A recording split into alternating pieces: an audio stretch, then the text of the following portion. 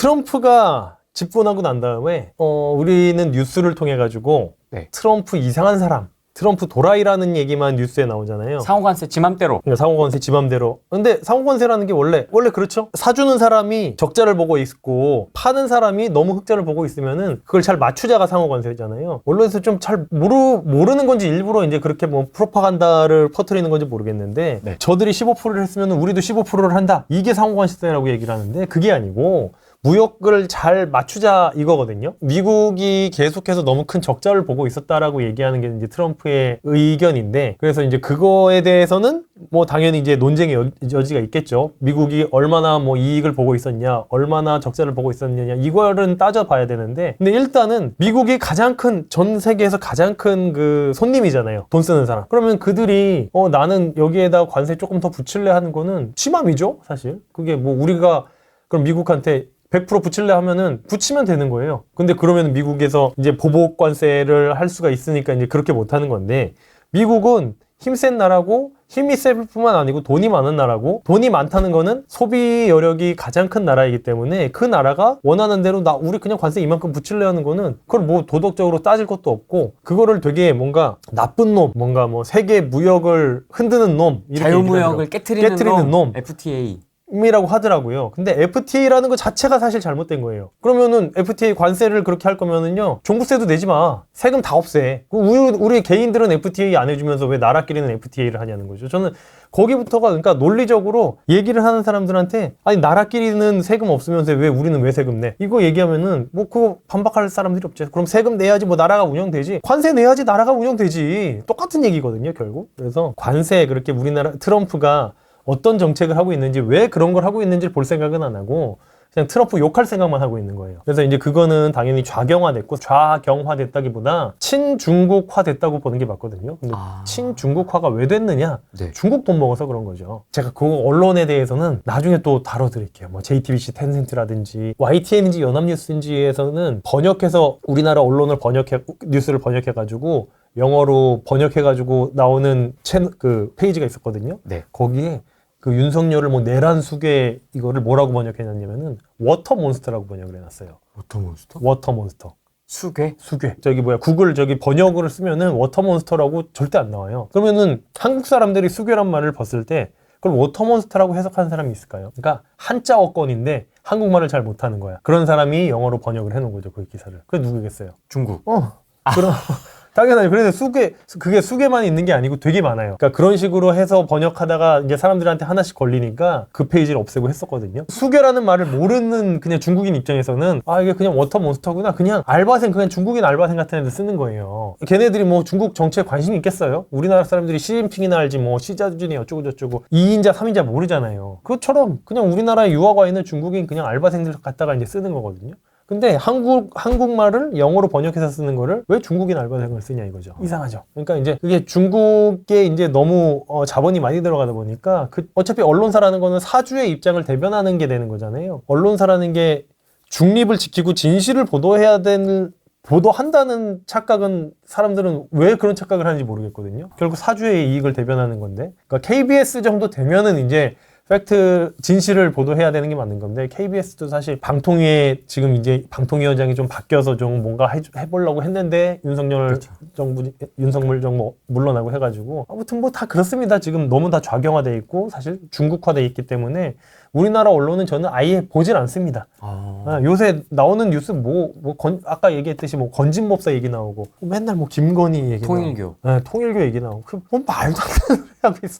아예 보질 않아요, 저는. 그래가지고 뭐 이재명이 어디 갔네, 보질 않습니다. 그 관심도 없고, 우리가 돈 버는 거에 하등 쓸모도 없고, 전 세계 그 지구촌이 돌아가는 거를 보는 데는 아무런 쓸모 없는 내용들이 대부분이기 때문에 다 소음이라고 생각하고 안 보고 있어요. 팩트와 트루스가 다른 거거든요. 진실과 사실은 다르잖아요. 제가 어디 가서 나 로또 당첨됐어라고 막 얘기를 하고 다녀요. 그리고서 그 다음날 그 친구한테 그 얘기를 했던 친구한테 전화해가지고, 야, 내가 너한테 로또 당첨된 거 얘기했지? 하니까 그 친구는 맞아, 얘기했어 하고서 그 친구는 이제 딴 데 가서 얘가 로또 당첨됐대라고 얘기를 하는 거야. 그러면은 그 친구가 당첨됐다고 얘기를 하고 다니는 거는 사실이죠. 사실인데 사실은 로또에 당첨이 안 됐어. 이 친구가 로또에 당첨이 됐다고 얘가 떠들고 다니는 거는 얘가 로또에 당첨이 됐다고 얘가 얘기를 해줬기 때문에 얘가 이제 친구가 로또에 당첨됐다고 떠들고 다니는 거예요. 그거는 사실이에요. 그렇게 들었으니까. 근데 그게 진실은 아니죠. 진실은 얘가 로또에 당첨됐는지 안 당첨됐는지를 봐야 되는데 우리나라 언론들은 사실만 보도하고 있어요. 사실만. 그 중에서 자기들이 원하는 사실만.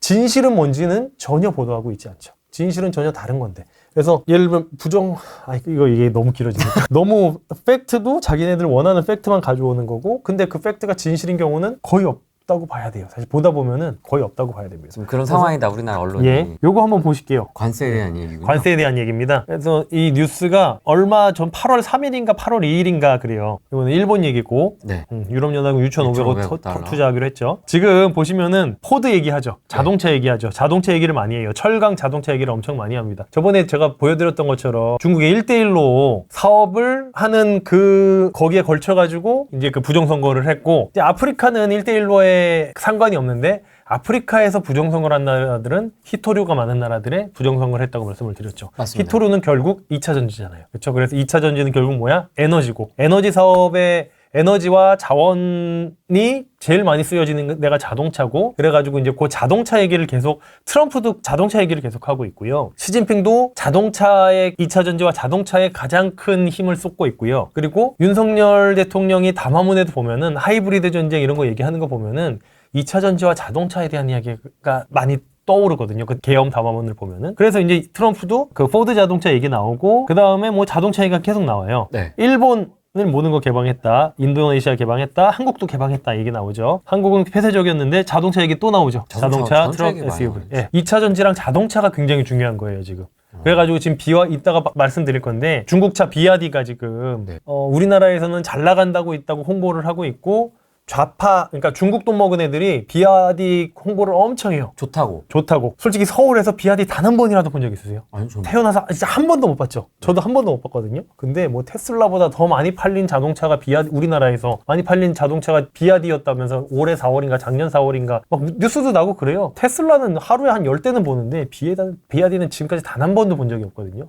근데 비아디가 잘 팔린대. 무슨 통계인지 모르겠는데 비아디가 잘 팔리는 거는요. 비아디가 이제 0km 중고차가 나오기 시작했어요. 그게 무슨 말이냐면은 비아디, 저도 중국 이제 이번에 알게 됐는데 중국 자동차 시장이 비아디에서 자동차를 만들어. 그럼 자동차 대리점 있죠.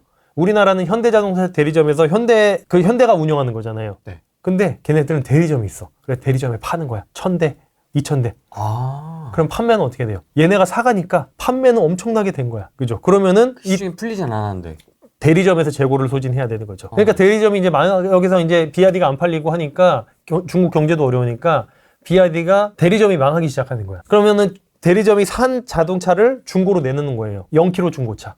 네, 운행해 본 적도 없는 0km 중고차가 나오기 시작하면은 기존 비아디 대리점이 0km 새 차를 팔아야 되는데 0km 중고차가 더 싸. 그러면은 비아디 대리점들이 그렇게 연쇄적으로 지금 망해가고 있는 거거든요. 중국 전기자동차의 몰락과 시진핑의 몰락도 깊은 연관이 돼 있다고 보고 있고요. 투자 안 하면 어떻게 되냐? 자, 35%의 관세를 내야 되죠. 그거 투자 안 하면은 니네 관세 더 낼 거야. 그 얘기를 하는 거예요. 그러니까 이게 그 투자가 투자 개념이 결국 우리가 다 돌려받는 개념이다. 뭐 이런 식으로 뻥카 치고 있죠. 네. 공동 투자. 개소리입니다. 그냥 트럼프 맘대로 하는 거예요. 진짜 개소리예요, 그거는. 그리고 그거 확정된 것도 아니에요. 그래요? 예, 한미 정상끼리 만나가지고 사인한 다음에 그 다음에 결정되는 거예요. 저는 내용이 픽스가 돼서 그 픽스되는 조건 중에 하나가 한미 정상회담인 줄 알았지. 네네네. 한미 정상회담 때 이 모든 게 픽스되는 건지는 몰랐습니다. 그러니까 가결은 한 거죠. 근데 진짜로 사이닝한 건 아니죠, 아직. 조건에 사이닝한 건 아니죠. 네. 너 일단 들어와 하는 거예요. 지금 근데 이재명이 그거 걸려있잖아요. 대북송금, 대북제재 걸려있잖아요. 미국 가면 어떻게 될지 나 너무 궁금해요. 미국 갈 수 있을까? 그래가지고 이번에 가겠죠. 아니 가야지. 정상인데. 네, 근데 갑자기 그래서 이제 정상회담 요거 한 다음에 갑자기 이재명이 휴가를 갔어요. 그게 좀 이상해. 그거 어디로 간 거야? 휴가 간 거는 동선 어디에다 안 따도 되잖아요. 어디 간 걸까? 나 좀 궁금하긴 하더라고요. 거제도 뭐 그쪽 아니에요? 거제도 갔다고는 하는데 관세 35%를 더 내야 된다. 그러니까 지금 15%에서 35% 더 내서 50% 매긴다. 브라질 이번에 50% 때린 것처럼 이제 그렇게 해야겠다 얘기를 하는 거예요. 그렇죠. 대출이 아니에요. 갚아야 되는 게 아니에요. 세부사항 없어요. 우리나라에서 얘기하는 것처럼 무슨 뭐 투자 개념이고 그런 거 없어요. 스위스도 이번에 관세 작살 났죠. 19%인가 맞았어요. 맞습니다. 자, 여기도 반도체 얘기했죠. 반도체 100% 매길 거라고 얘기했어요. 맞습니다. 지금 그 얘기하는 거예요. 트럼프. 요거는 며칠 전 뉴스니까 지금 반도체 100% 얘기했어요. 네. 중국이 아까 얘기한 것처럼 중국의 제일 큰 게 지금 미래 먹거리로 보고 있는 게 2차 전지와 전기차, 자동차 산업이라 그랬죠. 그 다음에 또 뭐야? 반도체. 그러니까 지금 트럼프가 하고 있는 거 잘 보세요. 이게 트럼프가 그냥 욕심 많아가지고 어차피 지 돈도 아니지만, 그리고 이미 돈도 엄청 많은 양반이니까 이걸로 관세 매겨서 내가 배부르겠다가 아니에요. 잘 보면은 중국이 제일 원하는 산업에 관세 때리고 있는 거예요. 보면은 뭐 여기에 뭐 산림 뭐 이런 거, 산림자원 이런 거에 관세 때린다는 얘기 1도 없죠. 관심도 없어요. 트럼프는 뭐 무슨 농작물에 대해서 1도 없어요. 관심이. 트럼프는 지금 중국이 제일 미래 먹거리를 원하고 있는 산업에 관세를 때리고 있는 거예요. 제일 타격을 크게 주기 위해서. 그쵸. 지금 그걸 봐야 되는데 뭐 이상한 소리 하고 뭐 쌀과 소고기 무슨 뭐 광우병 비디오 보여줬다고 미친 소리 하고 있죠. 막 그딴 건 관심도 없고요. 미국 애들은. 트럼프는 그래서 이제 중국 때리려고 이거 하고 있는 거예요. 근데 여기다 대고 나 중국 때리려고 하고 있는 거야 라고 하면은 안 되죠. 안 되죠. 한국이나 일본에서 야 중국이나 때리지 그럼 우리한테 왜 그래? 왜 지랄이야? 할 수 있잖아요. 그러니까 그런 얘기는 안 하죠. 그러니까 이제 돌려서 얘기하는 거예요. 중국이 제일 좋아하는 게 이거고 니네 중국 편에 설 거야? 미국 편에 설 거야? 그거 이제 필리핀 얘기 이따가 나올 건데 필리핀 얘기 같이 보면서 또 말씀드릴게요. 다 중국이랑 연관이 되네요. 그렇죠. 그 제약품도 마찬가지죠. 그러니까 미국 와서 만들어라 이 얘기죠. 그렇죠. 네. 중국에서 그리고 우리나라 언론에서 뭐라 그러냐면은 트럼프가 시진핑과 회담하기를 원하고 있다. 이거 엄청 나와요. 절대 지금 트럼프가 얘기하잖아요. 자기는 아니다. 중국에서 엄청 원했고 그래서 내가 중국으로 가는 거다. 이제 그 얘기 나오거든요. 합의가 안 되면 저는 회담하지 않을 겁니다. 그렇죠. 사실은 합의 다 해놓고 회담 가는 거예요. 이번에도 이재명 이제 그 한미 정상회담 가는 거 보면은 회담 어느 정도 다 끝내놓고 디테일한 거 얘기하러 가는 거잖아요. 근데 이제 거기서 이재명이 말 안 들면은 그냥 관세 더 때려 맞을 수도 있는 거고 뭐 지금 그런 상황인 거고 뭐 그렇습니다. 그래서 다 이제 계약 어느 정도 다 해놓고 가는 거기 때문에 뭐 그래서 이제 이런 얘기 하는 거고요. 우한이 맞습니까? 네, 우한폐로 그러니까 정확히 알고 있네요. 정확히 알고 있는데 이게 제가 저번 시간에도 말씀드렸을 거예요. 이제 트럼프가 우한이라고 하면 우한인 거예요. 이게 아니어도 뭐 박쥐에서 비롯됐다, 무슨 우한의 무슨 뭐 연구소에서 비롯됐다 이런 얘기들 많잖아요. 트럼프가 그렇다면은 그렇게 되는 거예요.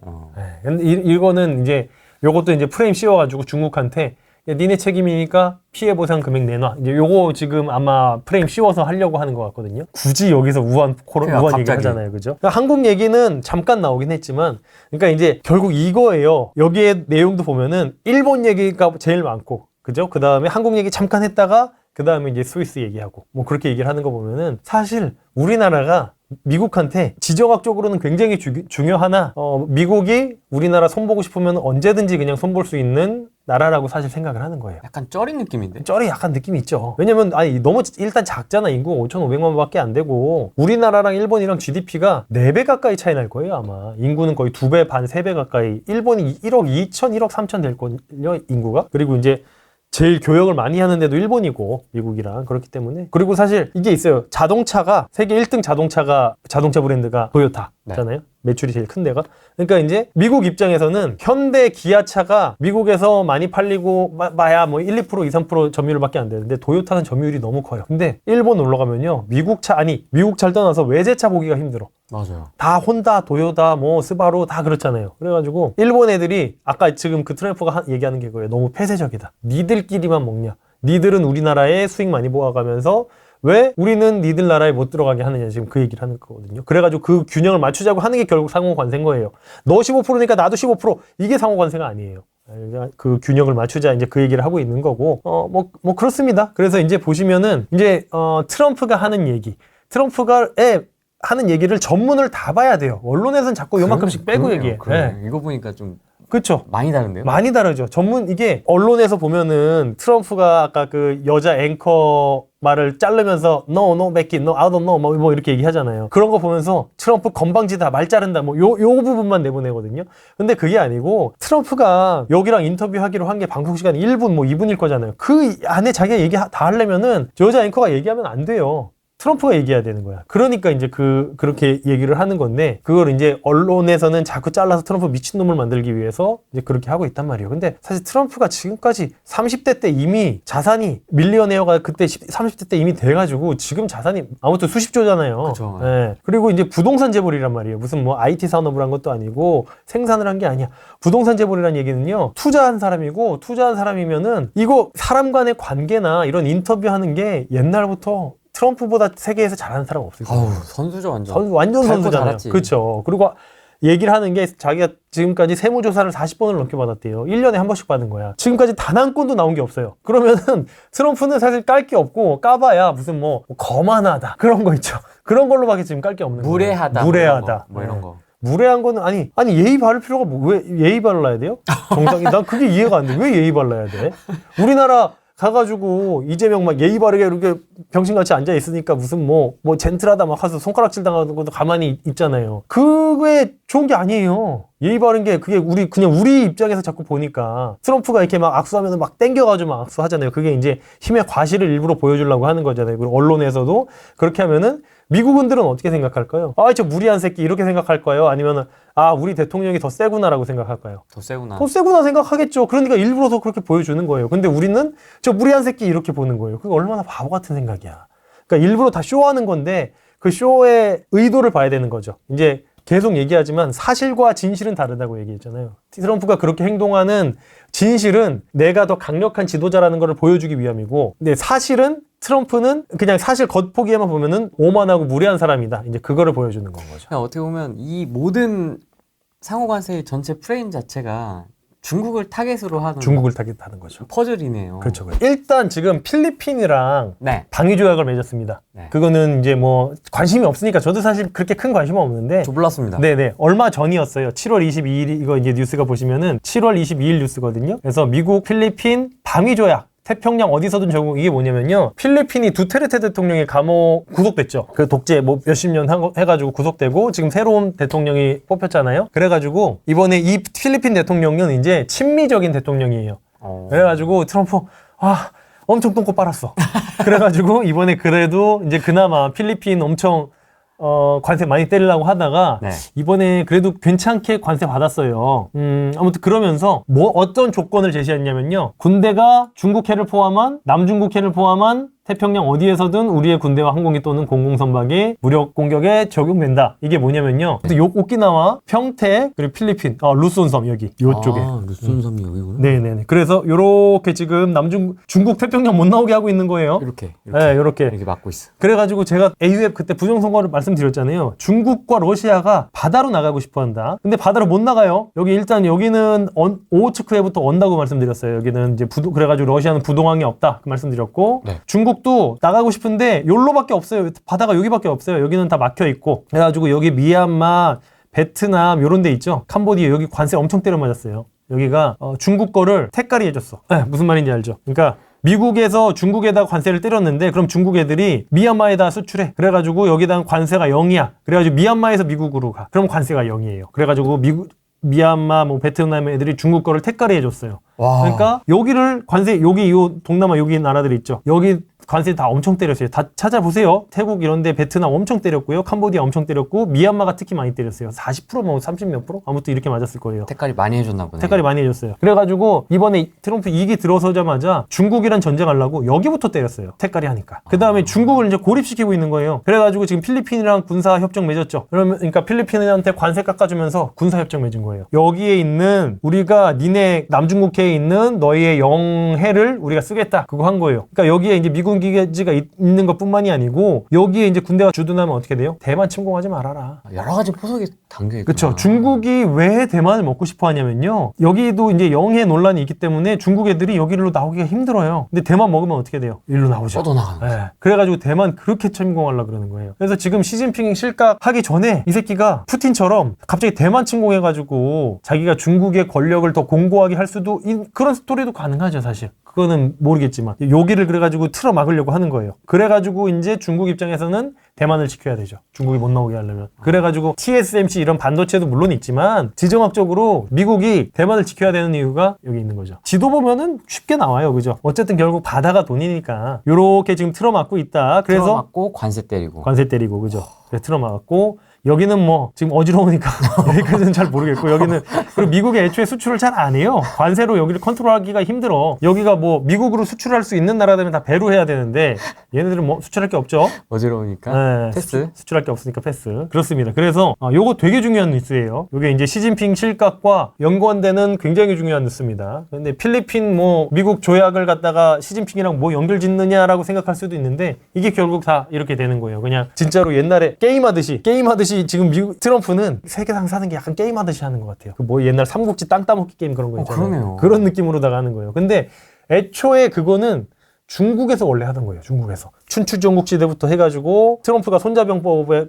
광팬이라고 하거든요. 그러니까 손자 때부터 해가지고 그 삼국시대에 걸쳐가지고 중국이 그런 땅 따먹기를 원래 그렇게 해오던 나라잖아요. 수천 년 동안. 그래가지고 이제 중국이 지금 그렇게 이제 1대1로를 땅 따먹기 하려고 하는 건데 그거 이제 트럼프한테 걸린 거죠. 그래가지고 이제 트럼프가 그거 막으려고 하고 있는 거고 시진핑이 몰락할 가능성이 저는 있다고 보거든요. 시각을 한 겁니까? 안 한 아예 겁니까? 아직은 안 했죠. 어떻게 될지 모르는데 베이다이허 회의를 한대요. 중국의 지도자를 뽑는 회의인 거예요. 매년 7, 8월에 이렇게 이거는 여러분들이 한번 뉴스 찾아보세요. 베센트 장관이 이제 그런 얘기를 했대요. 자, 중국은 8월 달에 큰 콘클라베를 맞을 것이다. 이 콘클라베가 뭐냐면은 교황 뽑는 거. 맞습니다. 교황 뽑는 건 콘클라베라고 한다면서요. 문 잠궈놓고. 예, 문 잠궈놓고. 그래가지고 중국은 8월에 큰 콘클라베를 열 것이다. 이게 이제 매년 이제 하는 그 경제 파트너십에 대한 논의가 진행될 수 있다라고 지금 베센트가 얘기하고 8월에 굉장히 좀 큰 콘클라베가 있을 것이다라고 얘기를 한 거예요. 그게 이제 베이다이허에서 이제 그 회의가 이제 있을 것이다라고 하는 건데 요때 우리 정상회담이 베이다이허에 딱 끝나고 나서거든요. 이재명이랑 트럼프랑.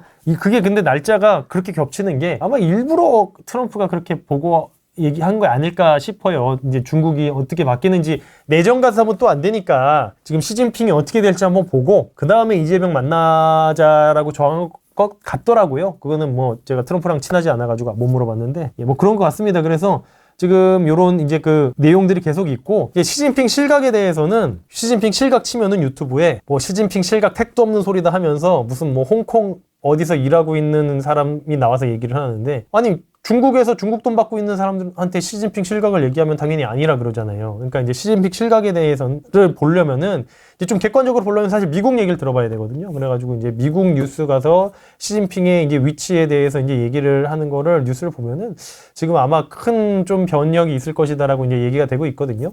지금 이제 시진핑이 1대1로 이제 실패에 가까워지고 있고 시진핑이 본격적으로 한 BRD라든가 이제 중국 전기자동차 같은 거 좀 본격적으로 무너지기 시작하고 있고 해서 근데 공고히 잘 권력을 가지고 있었는데 뭐 황제였지 않습니까? 근데 왜 이렇게 된 거예요, 갑자기? 그래봐야 뭐 10년 황제였잖아요. 15년? 12년부터 취임했죠. 오래 하긴 했어요. 근데 뭐 그래봐야 10몇 년이고 일단 그게 제일 중요해요. 제가 좀 이따 보여드릴 건데 시진핑 딸이 어디냐면요. 딸이 희한하네요. 그것도. 좌파 애들 자식들이 미국 가 있는 거랑 똑같죠. 반미하면서 진짜 특이하다. 남의 딸은 북한 보내고 내 딸은 미국 보내고 이제 뭐 임종석 이런 인간들 있잖아요. 네. 남의 딸 김수경인가? 그리고 남의 딸은 북한 임수경? 보내고 임수경. 내 딸은 미국 보내 시카고 미대 보내고 이제 그런 좀 이중적인 게 있는 거죠. 근데 그게 괜히 보낸 게 아니고 왜냐면은 미국은 시스템이 투명한 나라잖아요. 중국은 시스템이 투명하지 않은 나라고. 어떤 일이 있었냐면요. 여중생인데 집단 폭행을 한 거야. 여중생들끼리 옷을 벗겨놓고 집단 폭행을 했는데 그 폭행을 가해자 있죠. 가해자들이 그 영상을 찍었는데 영상이 뭐라고 나오냐면은 피해자 여학생이 너 경찰에 신고할 거야 하니까 가해자 여학생이 네가 신고를 해봐야 얼마나 뭐 해봐야 나는 20분 만에 나온다. 나는 이미 경찰서를 수십 번을 왔다 갔다 했다. 막 그런 내용이 나와요. 근데 그게 SNS로 이제 퍼지니까 이제 사람 퍼져서 이제 했는데 피해자 여학생의 부모님이 한 분은 여자는 농아시고 한 분은 문맹이시라 가지고 사회적 약자잖아요. 사회적 약자다 보니까 그냥 뭐 가해자들 잘 조치했다라고 그냥 돌려보낸 거야. 근데 돌려보낸 게 아니고 사실 아무런 처벌도 하지 않았고요. 그러다 보니까 중국 사회가 이제 분노에 휩싸여서 시위를 하기 시작한 거야. 아, 뭐 가해자 부모가 고위직이에요? 그거는 지금 그거를 아무도 몰라요. 아무도 몰라서 그래서 더 열받는 거야. 고위직이겠죠. 고위직이니까 지금 어떻게든지 가리려고 하는데 그래서 사람들이 평화롭게 시위를 해. 평화롭게 시위를 하는데 공안들이 와서 사람들을 패요. 그냥 패는 게 뭐 우리나라 옛날에 뭐 패듯이 저기 백골단 뭐 이런 애들이 몽둥이 갖고 사람 패잖아요. 그렇게 패요. 근데 그게 다 영상으로 지금 찍혀서 나오고 있어요. 그래서 지금 중국 애들이 사실 이제 대규모 집회를 예고하고 있는데 중국에서 계속 그거를 막으려고 하는데 지금 이제 SNS가 이렇게 발달돼 있는데 그걸 막을 수가 없죠. 그래가지고 이제 곧 앞으로 엄청나게 시위를 할 거라고 예고를 하고 있어요. 지금 그래가지고 지금 대격변의 시대라고 얘기를 할 수 있는 거거든요. 이게 공산당이 이렇게 집권에 있을 때 이런 대규모 시위가 일어난 적이 없어요. 천안문 사태 이후로 지금 처음이거든요. 근데 천안문 사태도 지금 뭐 수만 명이 죽었다 그러잖아요, 그때. 근데 홍콩 사태에서도 사람들이 많이 죽었는데 그거는 아무래도 홍콩이 이제 중국에 반환될 때 이제 시위가 났던 거고 지금은 그냥 일반적인 사람들이 우리의 민주주의를 돌려줘 하면서 나온 첫 번째 시위인 겁니다. 이제 첫 번째는 아니죠. 천안문 다음으로 두 번째로 있는 시위인데 지금 천안문 때처럼 그렇게 사람들을 학살하고 이러진 못할 거예요. 중국 정부에서. 근데 이게 시위가 이렇게 일어날 수 있는 거는 그만큼 중국 공안들의 무서움보다 자유를 갈망하는 중국 사람들의 목소리가 영원히 더 커지는 게 아닐까라는 생각이 들거든요. 이 자유는 인간의 자연스러운 본성이거든요. 그럼요. 이걸 어떻게 막을 거야? 이거 어떻게 막아, 이거? 네. 근데 이게 무력으로 막는데 이 정도면은 내정 간섭해도 되는 거 아니에요, 미국이? 이거 너무 심하지 않아요? 심하네, 많이 심하네. 이거 한 4, 50년 전도 아니고 2025년 이게 말이 되나? 어떻게 나올지 한번 봐야 될 것 같아요. 많이 죽거나 다칠 수도 있겠네요. 그쵸. 근데 우리나라 뉴스에는 나온다, 안 나온다? 하나도 안 나온다. 안 나온다. 나오는데 뭐라고 나오냐면요. 저는 궁금한 게 MBC하고 JTBC에서 했냐, 보도를. 저는 그게 궁금한 거예요. 했는데 사실 여기서 중요한 게 학생을 학교 폭력한 게 중요한 게 아니에요. 그러니까 물론 그것도 안 되는 일인데 그거는 근데 전 세계 어디에나 일어나고 있는 일이니까 그러려니 할 수 있어요. 근데 지금 이 사건에서 중요한 거는 특공대들이 일반 시민들의 평화로운 시위를 발로 밟고 무차별적으로 공격한다는 게 되게 큰 문제인 거잖아요. 포인트는? 네. 보시면 연합뉴스에서는 그 시위에 대한 내용은 안 나와. 그냥 애들 괴롭혔다 요거만 나와요. 여기에서도 KBS는 그나마 사람들을 가축용 트럭에 태워서 연행했다 요거 나와요. 그렇게 엄청 팼다는 거 안 나오죠? JTBC 없어. 없네요. 없네. 없어. 이게 다야. 중국 시위노야. 그냥 일반 유튜버들이 이렇게 하고 있죠. JTBC 없어.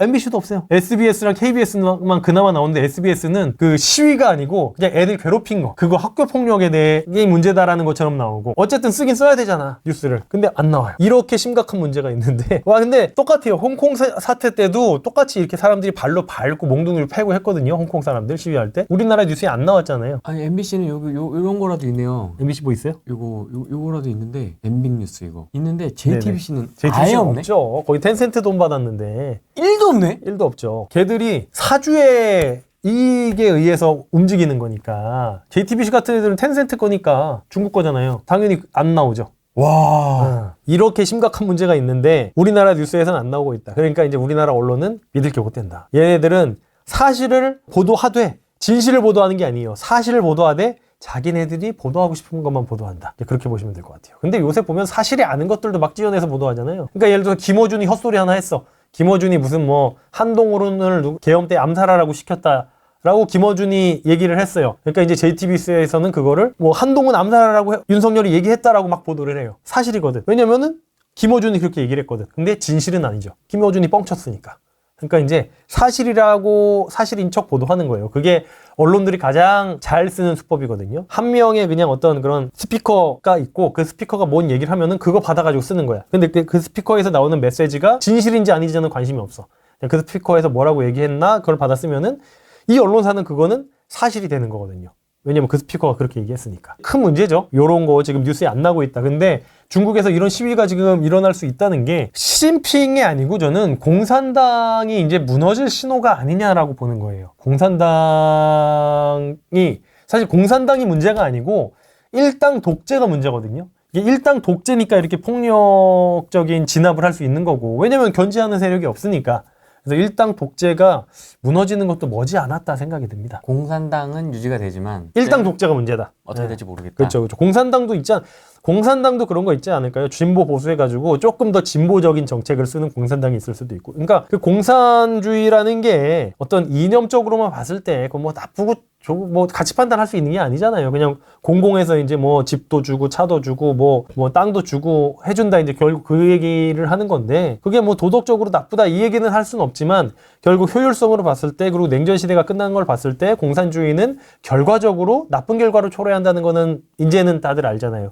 그래서 이제 공산주의 자체가 나쁘다가 아니고 공산주의는 나쁜 결과를 초래한다. 그래서 공산주의를 좀 더 발전시키자라는 방식으로 중국이 어떤 뭐 방향성을 가지고 나갈지 아니면 공산주의 자체가 무너질지 그거는 모르겠으나 일당 독재는 지금 무너질 약간의 이제 그 뭐라고 해 크랙이 좀 가기 시작했다? 그렇게 봐야 될까요? 그렇게 보면은 좋지 않을까라고 생각이 듭니다. 시진핑 입장에서는 지금 관세도 머리가 아프고 그렇죠. 미국의 그 압박, 포위하는 듯한 관세 압박도 머리 아프고 네. 안에서 터지는 이런 것도 좀 머리가 아플 거고. 그렇죠, 그렇죠. 1대1로도 실패해가고 있고 네. 이제 모든 게 다 머리가 아프겠죠 아마. 공산당 애들은 굉장히 잔인하게 숙청을 하거든요. 근데 시진핑이 자기 딸을 왜 하버드로 보내놨을까 생각해보면은 가족들의 안전을 위해서가 아닐까? 미국에서는 그렇게 숙청 못하잖아요. 그래서 트럼프는 아까도 시진핑이랑 좋은 관계를 유지하고 있다고 얘기했는데 아마도 볼모 겸 보호를 해주고 있지 않을까 생각을 해요. 만약에 내가 지금 시진핑의 자리에 있다고 생각을 해보면은 내 가족들이 중국에 사는 거는 나는 그거 너무 불안할 것 같아요. 언제 자기가 실각해서 언제 잡혀가서 언제 처형당할지 모르니까 그거 되게 불안할 거라고 생각하고 그래서 미국이 보호 겸 이제 뭐 감시 겸 뭐 볼모 겸 그런 게 아닐까 이제 생각을 합니다. 얘들 실각하거나 뭔가 이렇게 가족들도 다 죽이는 거죠? 그럼요. 무서워. 아무튼 얘네들 무서워요. 공산당 얘네들 아무튼 무서워. 얘네들은 네 무섭습니다. 저 이제 앞으로 중국 못 가요 저는. 제 방송에서 그렇죠. 손석구 닮은 애 제 방송에서 뭐라고 떠드는 애 잡아! 후레기님도 조심하셔야 돼요. 이거. 자, 중국 몰라코의 시나리오를 미국은 생각을 하고 있다는 거예요. 그래서 허드슨 보고서에서 이제 뭐 몰락 이유 뭐 여러 가지가 이렇게 나오고 있고 그러면은 중국이 몰락되면은 이렇게 원래 중국도 소련이 이제 소비에트 연합이 무너지면서 뭐 그 스탄 나라들 러시아 뭐 이렇게 다 뿔뿔이 이렇게 갈라진 것처럼 중국도 충분히 갈라질 수 있다고 보고 있더라고요. 허드슨 연구소에서 보면은. 그래서 뭐 만주 이쪽 동북 지역 따로 그리고 이제 상해나 베이징 이쪽에 이제 한족 애들 사는데 그리고 서북 공정했던 티벳이나 위구르 이제 그쪽 자치구들 그쪽들이 다 따로따로 쪼개져서 이렇게 이제 무너지는 중국을 허드슨 보고서에서는 생각을 하고 있더라고요. 근데 만약에 그렇게 중국이 무너지면은 미국 입장에서는 이거는 이제 뭐 더 이상 미국은 견제할 수 있는 나라가 없어지게 되는 거고 세계는 다시 이제 재편이 되는데 그렇게 됐을 때 우리나라는 어떻게 될 거고 우리는 어떤 행동을 취해야 되는지 이제 오늘 본격적으로 드릴 말씀이 이제 그겁니다. 그래서 그거 얘기를 하기 위한 빌드업으로 시진핑의 어떤 실각이 이제 이루어지지 않을까라고 해서 이제 요거 보여드린 거고 본격적인 부동산 얘기는 이제 지금부터 25일에 정상회담 지금 한다고 하잖아요. 뭐 24일에 한다, 50일에 한다 아직 확정 아니죠 날짜? 모르겠습니다. 확정이 아니라고 알고 있는데 아까 말씀드린 것처럼 아까 콘클라베 그거 끝나고 나서였다. 그래서 그거 끝나고 나서 지금 정상회담을 한다고 하는 건데 이때 이재명은 좌파 아니라고 제가 계속 얘기하고 있죠. 이재명은 좌파가 아니에요. 그냥 기회주의자고 좌파는 문재인이 좌파고 그리고 근데 이재명을 지지해주는 세력들의 대부분이 좌파 세력이기 때문에 이게 그래서 이재명이 관세 오케이 뭐 관세 주고 싶은 대로 주고 다 협상 다 하고 돈 다 주는데 쌀이랑 소고기는 우리가 지켰다고 거짓말이라도 해. 지금 결국 그거거든요. 근데 대변인 젊은 여자 대변인 있잖아요. 그 말 되게 잘하는 그 사람이 아니다 쌀 소고기 우리는 그걸 다 전면 사우스 코리아를 개방하기로 했다 이제 그 얘기를 하고 있으니까 자 어디가 맞는 말일지는 모르겠는데 설마 트럼프랑 이재명이랑 누가 거짓말을 할까 생각해보면은 뭐 답이 뻔히 나와 있죠. 그래서 이제 이재명은 결국 그냥 우리나라 좌파들 기반인 민노총이랑 뭐 이렇게 그런 노동자 계급을 지켜주려면은 쌀이랑 소고기는 자기가 지켰다고 얘기를 해야 돼가지고 쌀과 소고기에 지금 그렇게 집착을 하는 거거든요. 갑자기 광우병 얘기 막 꺼내고 광우병이 거짓으로 밝혀진 지가 몇 년인데 아직까지 광우병을 진실로 믿고 있는 사람들이 있더라고요. 청산가리 먹겠다고 누가 그랬는데 차라리. 그러고 나가서 인앤아웃 버거 미국 가서 먹고 있었잖아요. 여배우 말하는 거죠. 네. 앞뒤가 안 맞아. 앞뒤 안 맞죠. 그러니까 사실 그런 여배우들이나 연예인들은 사실 저는 그러니까 괜찮다라기보다 뭐 굳이 그런 사람들까지 우리가 신경 써야 될 건 아니잖아요. 뭐 멍청한 사람들이 멍청한 얘기 하는데 뭐 그거를 얘기하고 있어요. 이재명이 그런 얘기를 하면은 그거는 문제가 있죠. 아니면 국회의원 누군가가 그런 얘기를 하면 그건 문제가 있는데 에이, 연예인들 뭐 뭘 알아 지들이 그냥 주변에서 그렇다니까 그런가 보다 하고 떠드는 거죠 뭐. 수능 5등급 안 해도 뭐 안 들었을 텐데. 지금 어떻게 트럼프랑 협상을 할지 저는 솔직히 예상이 안 됩니다. 솔직히 관세 15% 나쁜 거 아니에요. 나쁜 거 아닌데 그 관세 15%가 진짜 픽스가 아직 아니기 때문에 좀 지켜봐야 되는 거고 일본이랑 비교할 필요가 있긴 있어요. 왜냐면 일본이랑 우리나라랑 경쟁하는 게 그래도 뭐 특히 자동차가 좀 경쟁을 많이 하는데 아마 자동차는 현대차가 이미 이겼어요. 이미 이기고 그러니까 관세랑 상관없이 현대차는 이미 이기고 돌아왔어요. 이미 저저번 달에 트럼프랑 같이 백악관에서 정의선이랑 둘이 기자회견을 했잖아. 네. 거기서 이미 이긴 거야. 트럼프 입장에서는 니네가 말 잘 들면은 현대차처럼 내가 밀어줄 거야를 이미 공표한 거란 말이에요. 그래가지고 현대차가 공장을 지금 미국으로 엄청나게 많이 이전을 해갔잖아요. 그래가지고 이제 현대차는 관세가 0이에요. 근데 이제 우리나라 언론에서는 현대차 망했다 막 하는데 좀 이상하더라고요. 아니 현대차가 미국 공장 간다고 했을 때는 우리나라 일자리 빠져나간다고 막 지랄해놓고 그러면은 현대차가 미국에서 만든다는 얘기고 근데 또 관세하니까 우리나라 현대차가 뭐 미국에서 안 팔리게 생겼다 막 또 언론에서 하더라고요. 하나만 해야지 도대체 뭐가 맞는 거야. 그러니까 현대차는 지금 이제 공장 만들기 시작하면 한 내년부터는 미국에서 만들어서 미국에서 파니까 관세가 0이에요. 그럼 현대차는 도요타에 비해서 어때요? 완전 앞서 있는 거예요. 그래서 저는 현대차 주식을 많이 샀거든요. 많이 샀습니다. 아니, 왜냐면은 트럼프랑 정의선이랑 미국에서 그렇게 기자회견을 했어요. 그러면은, 트럼프가 5년 동안 앞으로 현대차 엄청 밀어주겠네? 그냥 뻔하잖아요. 그죠? 근데 주가가 안 올라. 오히려 떨어져. 그거 보고 이상한데 하고 많이 샀거든요. 돈 들어오는 대로 지금 계속 조금씩 사고 있는데. 지금 사도 돼요? 좀 얼마인지 모르겠어요. 저는 사서, 그때 사서 지금 안 보고 있어서 한 내후년이나 좀 오를 거라고 생각을 해서 올랐나요? 뭐 모르겠어요.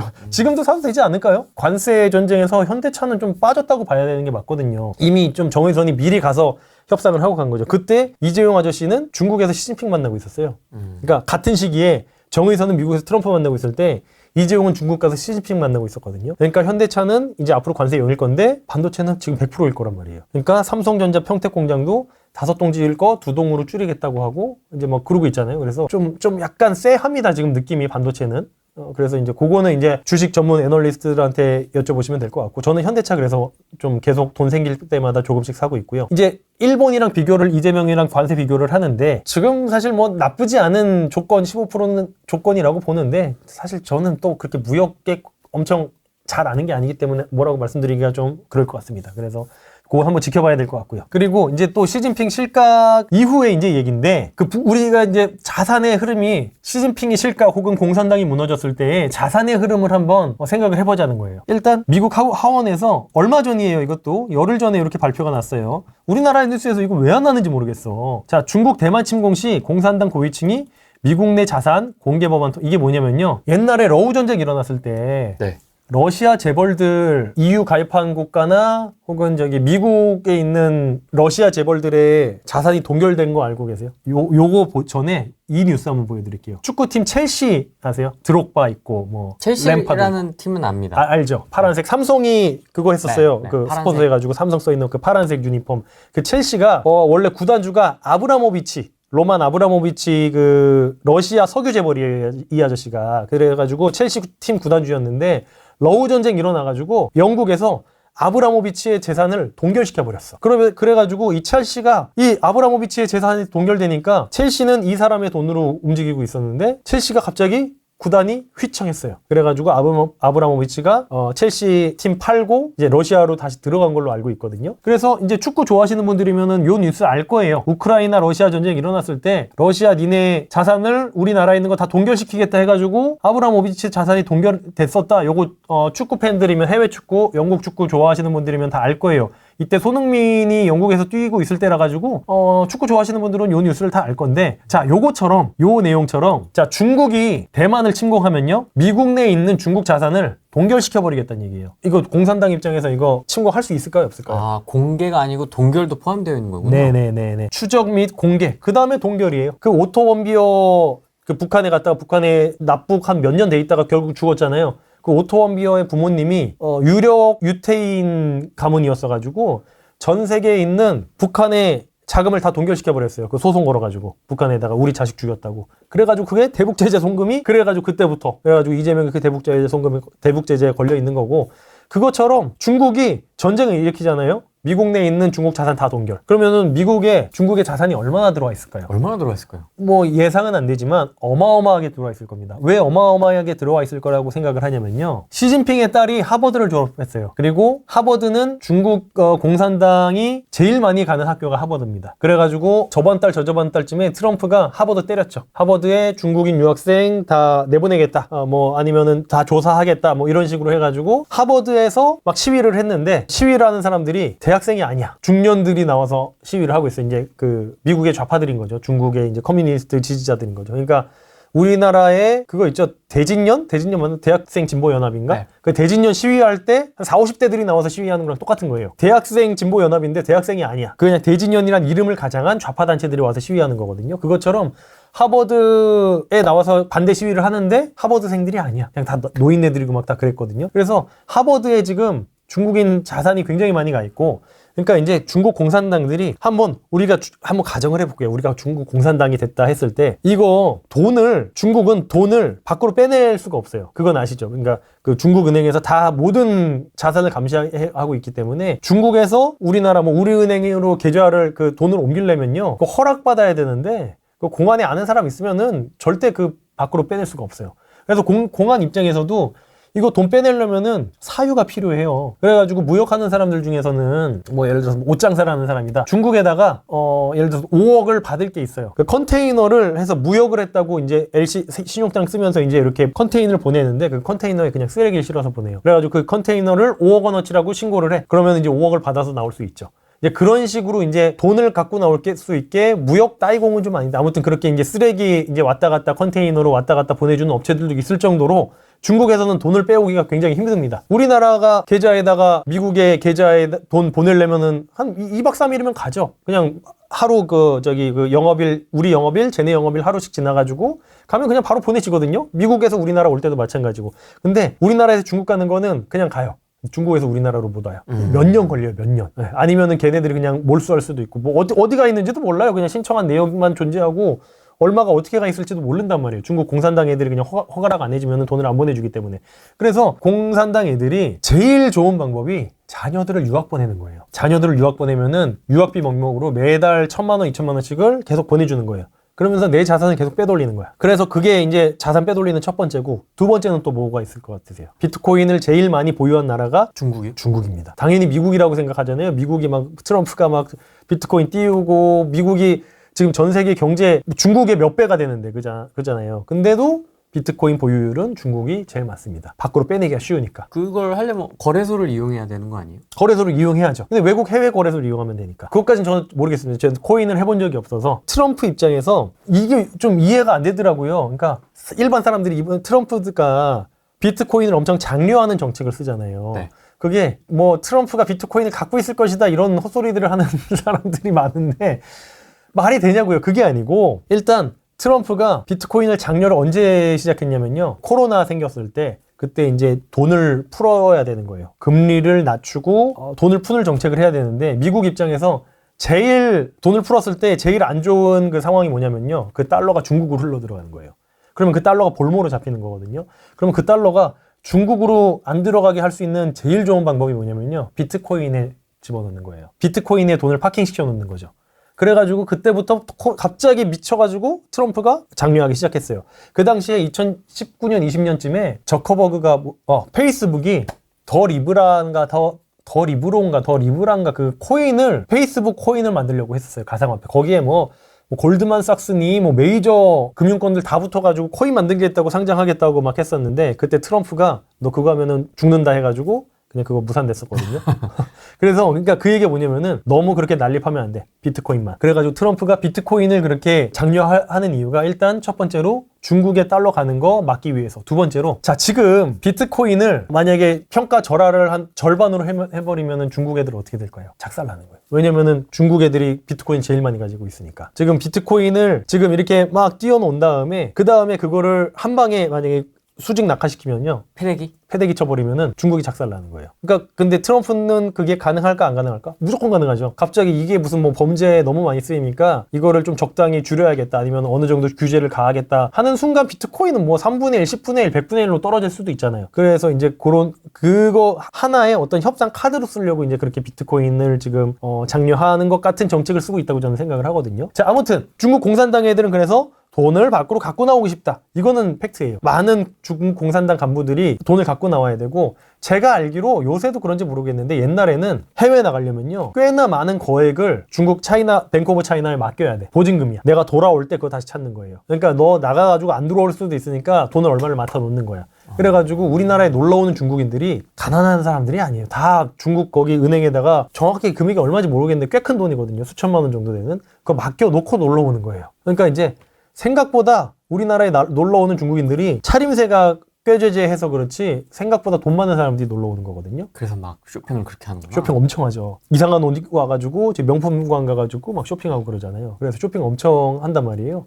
아무튼 지금 중국 애들은 돈을 밖으로 못 갖고 오기 때문에 갖고 나오고 싶은데 자, 어디로 갖고 나올지. 그래서 이제 중국 공산당이 시진핑이 실각을 하면은 이게 시진핑 밑에서 시진핑 똥꼬 빨고 있던 애들도 있을 거고 또 다른 뭐 세력들도 있을 거잖아요. 그러면은 그 시진핑의 똥꼬 빨던 그 세력들은 돈을 밖으로 분명히 갖고 나가고 싶어 할 거란 말이에요. 그러면은 미국으로 갈까? 일본으로 갈까? 한국으로 갈까? 대만으로 갈까? 어디로 가는 게 제일 좋을까요? 첫 번째 당연히 대만이겠죠.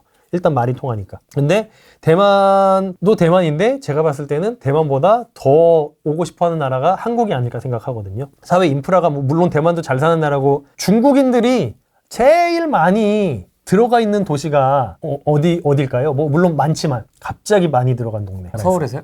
아니요, 서울 말고. 인천? 인천 맞죠. 그리고 가까우니까. 가깝죠. 네. 그리고 인천과 제주도.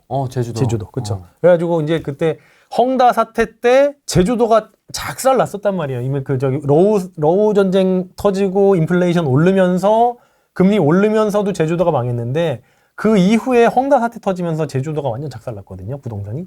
그게 그 중국 애들이 다 빠져나가서 그래요. 근데 지금 이제 많이 중국 애들이 어느 정도 많이 들어왔는데 결국 저는 요거라고 생각을 해요. 부동산 투자 이민 제도는 아시죠? 네.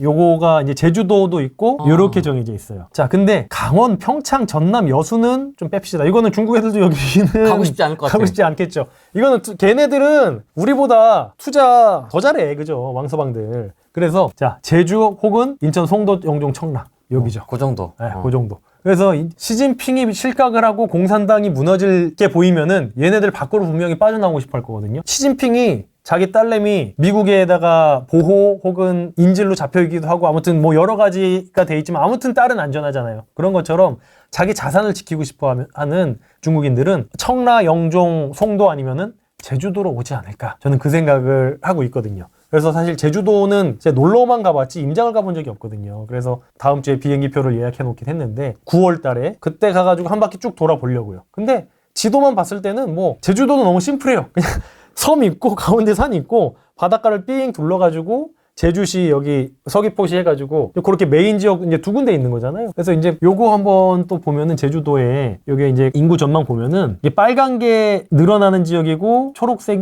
그러니까 빨간색이 여기 있다. 빨간색이 50만 명 초과 지역이고 초록색으로 갈수록 사람이 없는 지역이잖아요. 네. 그래서 여기 초과 지역이 50만 명 초과 지역이 제주도, 그죠? 서울 여기 경기 당연히 요 부분 그리고 여기 부산 여기까지 이렇게 돼 있는데 그리고 여기 세종. 자, 여기 아니면은 나머지는 투자 가치가 없다고 봐야 되거든요, 사실. 그래서 여기 제주도는 워낙에 사실 땅이 네. 관광하기엔 너무 좋잖아요. 그리고 태평양을 사실 끼고 있고 오키나와보다는 이거는 너무 국뽕일 수도 있는데 오키나와보다는 제주도가 아닐까라고 생각을 하거든요. 그거는 가보셨어요? 아니요.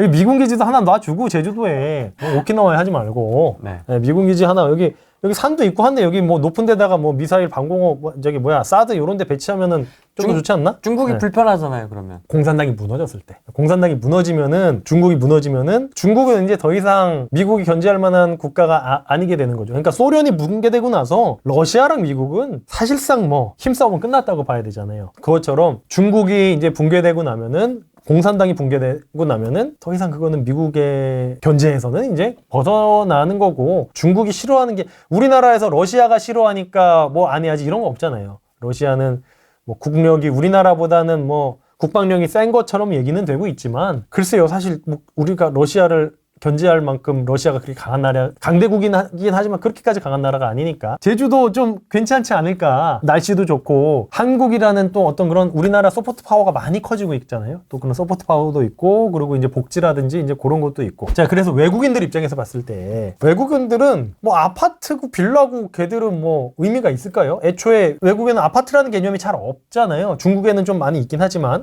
아파트라는 개념이 잘 없어서 사실 뭐 3, 4층짜리 빌라를 오히려 선호할 수도 있고 외국인들이 아파트 사는 경우를 잘 못 봤어요. 사실 외국인들은 다 그냥 아파트는 너무 비싸니까 그냥 신축 빌라에 들어가서 사는 경우를 대부분으로 봤거든요. 이렇게 좀 보시면 좋을 것 같아요. 이게 외국인들 입장에서 봤을 때 이제 중국이 아니고 그냥 외국인들 입장에서 볼게요. 우리는 항상 아파트만 보니까 네. 아파트가 비싸다고 얘기하는데 자 강남, 서초, 송파, 강남 3구로 볼게요. 강남에 있는 다세대들도 뭐 이거는 좀 구축이지만 이거는 그렇게 드림캐슬 500만 원? 이건 대항력이 있나 보네요. 선순위 임차인. 네, 선순위 임차인이 2억 3,100이 근데 배당 요구를 안 했으니까 5천만 원 더하면은 2억 8천 주고 산 거나 마찬가지거든요. 2억 3,100에다가 5천 있으니까 2억 8천 주고 산 거나 마찬가지인데 자, 평수가 6.04평이라고 돼 있는데 빌라는 서비스 면적이 있어가지고 확장할 수 있는 면적이 있어서 네. 이건 좀 작다.